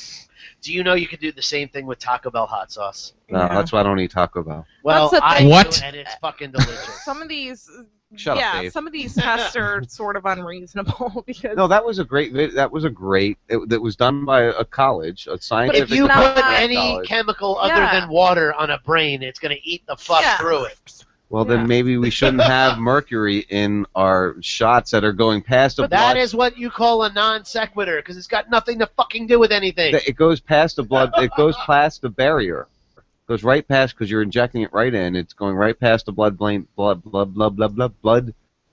brain. What would be barrier. the difference if it was blue ink, or strawberry ice cream, or fucking tofu? Well, why would you? What would be the difference? Why would you inject any of that into your veins? I'm saying that's you're making 0 point. First of all, what? I don't have like an outlook that vaccines cause like an immediate, like shutdown of the total and complete fucking system. No, I you're think just- the biggest issue with it is when you inundate your kids with it. That's why we are getting children with like autoimmune diseases and like heavy disagree allergy with that issues. wholeheartedly. No, I don't. Well, I think do, that and I'll it tell is you why, because- totally increasing the. No, That's an easy hour people for me. expanded the definition of a million fucking problems in this world over the last 20 years. That is why there's I a don't think growth that's or an just- abundance in anything. I don't think that's the case. Right about now, Master Van Crew, you don't know, say I jump up. That would be the four-toed one. Oh, sorry. I'm sorry. Yeah, Fuck you, strip man. Fuck you, Kevin in Tampa. Oh my goodness. Well, that was an interesting debate, you two. Are, No. are you two done? We're done. We're fine. We're Are you fine. sure? No, it's fine. I mean, I didn't have to say It's a anything for difference over of an hour, opinion. so, you It's know. not like a big deal. I was you know? kind of mad that you kept talking over her trying to make her case. No, I was just having a conversation with Dave. Right. You can't make my case. You were censoring us. You were censoring us, as far as I'm He concerned. can, because it's his show, it's his station. Just a little bit. He could do it. Don't kiss his ass. Yeah, Dave. that's my wife too. I don't know. Don't stop kissing his ass. I'm not kissing his ass. I'm standing up for personal rights. You could do whatever you want with the shit that you own. He hasn't been married in a long time. I have the right to take Personal right. There might be a reason for that. I have the right to take a shit in the fucking backseat of your fucking Suburban. You do not. I own that vehicle. I have a right. I have a shit that I would like to take. You could do it. You could do it in your own car, not mine. And you know what would happen if you did, right? Yeah, you'd shoot me in the face. No, I'd shoot you in the ass. I'd take out the 22 just so that you'd have this nice little scar, and hopefully you'd limp a little bit every time. So every other step you took, you'd remember about me shooting you in the ass because you took a shit in my car. At least let me take the shit first. Don't want to get shot in the ass. I'm already regretting this, and I didn't even do it yet. Right. Should we Notice I really said do yes. this? Yeah. I want to, If ever I get away with taking a shit in the backseat of your car, Dave, I'm going to take my show back over. I don't know what to do. Sorry. It's okay. I want to thank, again, Paul for joining us. We're getting close to the end here. I want to thank Ben.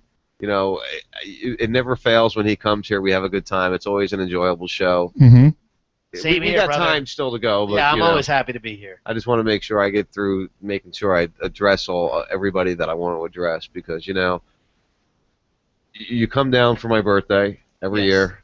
We Like help- an awesome. Yeah. I have every year for your birthday to last at least 3, right? Yeah, absolutely. Even though he loves Jews.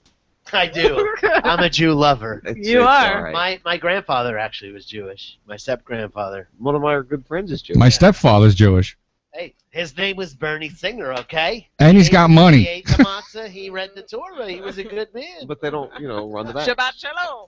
Shabbat shalom, Shomer fucking Shabbos, you know what I mean? Hey, there's some points there that need to be L'chaim. understood in that whole L'chaim. conversation. No, there really aren't. No, I really mean, think yes, there is. there are. There are some points that need to be understood in that conversation. Which ones? Can you please isolate them and explain and expound? What was that about Not, the Jew? not at this point in time. All I hear is throw the Jew down the well. I was like, I wonder You if should they grab throw him by the his Jews in horns. an actual bonfire. Like, does that happen? Yeah. You guys are so evil. There's a problem in my country, I gotta teach you how to be a little more tolerant. and my country is henceforth. That problem is. I will teach you how to be more tolerant. Throw the You Jew will? down the well. How do you do that? Like yoga?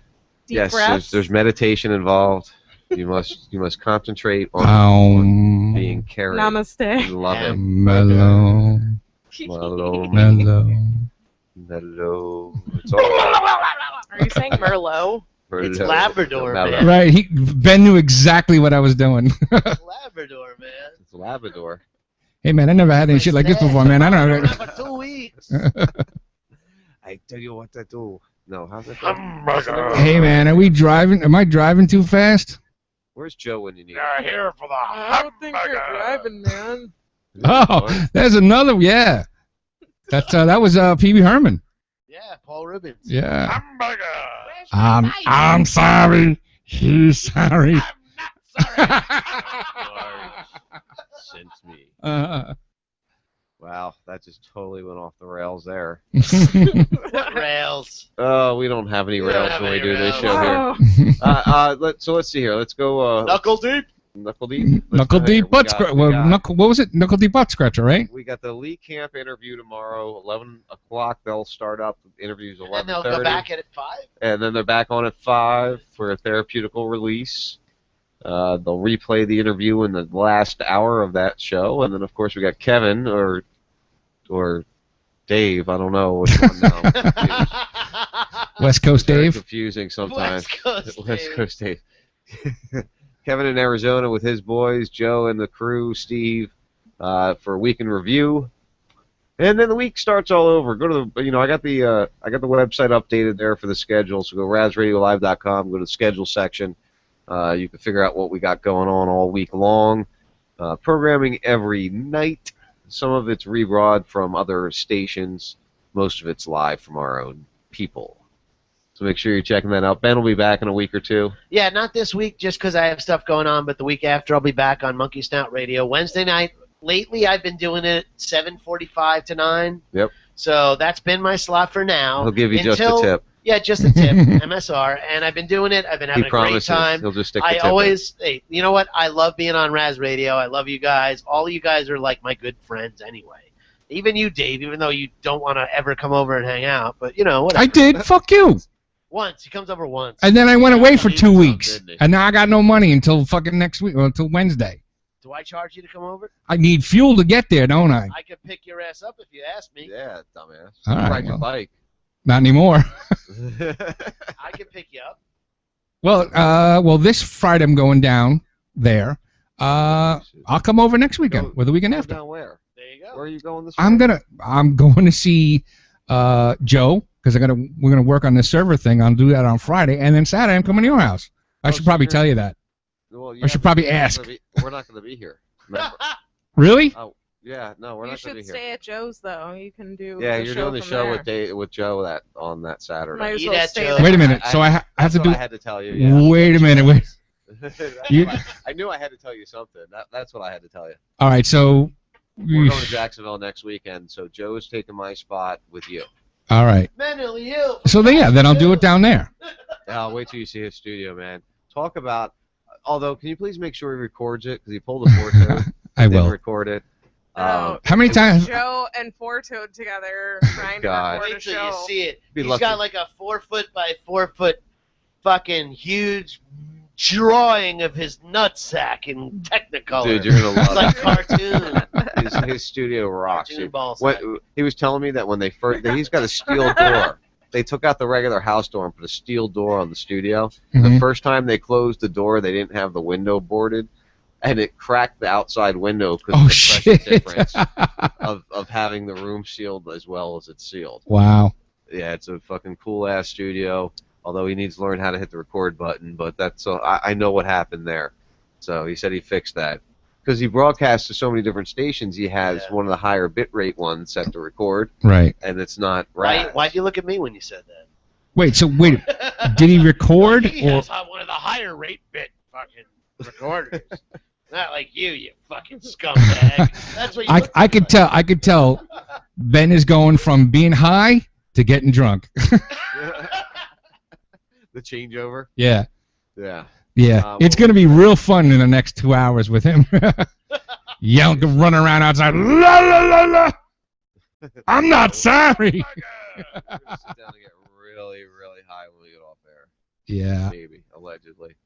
Actually, this particular strip, well, the last one I did, I was pretty fucked up. This one I'm kind of mellow, so I'm gonna have to. I have one more small hit of weed left, and I'll kill that, and I'll be out of everything until hopefully Wednesday. The government gets you a check. Government. Yeah. The government guy gets you the check. Yeah, get my money back from the government. Imagine that. Where's my money? All right, well, I want to thank everybody for joining us tonight. This the first 52 on RazRadioLive.com. Make sure you check out Freedom Palooza. If you're up in the Northeast, go, man. There'll be some great speakers there, some great musicians playing. Jack Blood, I know, is going to be up there, and next year we'll hopefully be there. That's my plan for next year. But the few things we did talk about tonight, research it, look into it. Don't take our word for it. Don't listen to us. We're just a bunch of dudes with microphones and right. a lady. Yeah, we're not really. We don't know it all. We just look at other people, and try to figure out what they're saying and interpret it. So check it out yourself. Interpret it. So you're the fire starter. Again, I want to thank Ben for coming and joining us. It's been the first 52 on RazRadioLive.com. We will talk to you soon. Yes, sir. Boom. Tat. Yo,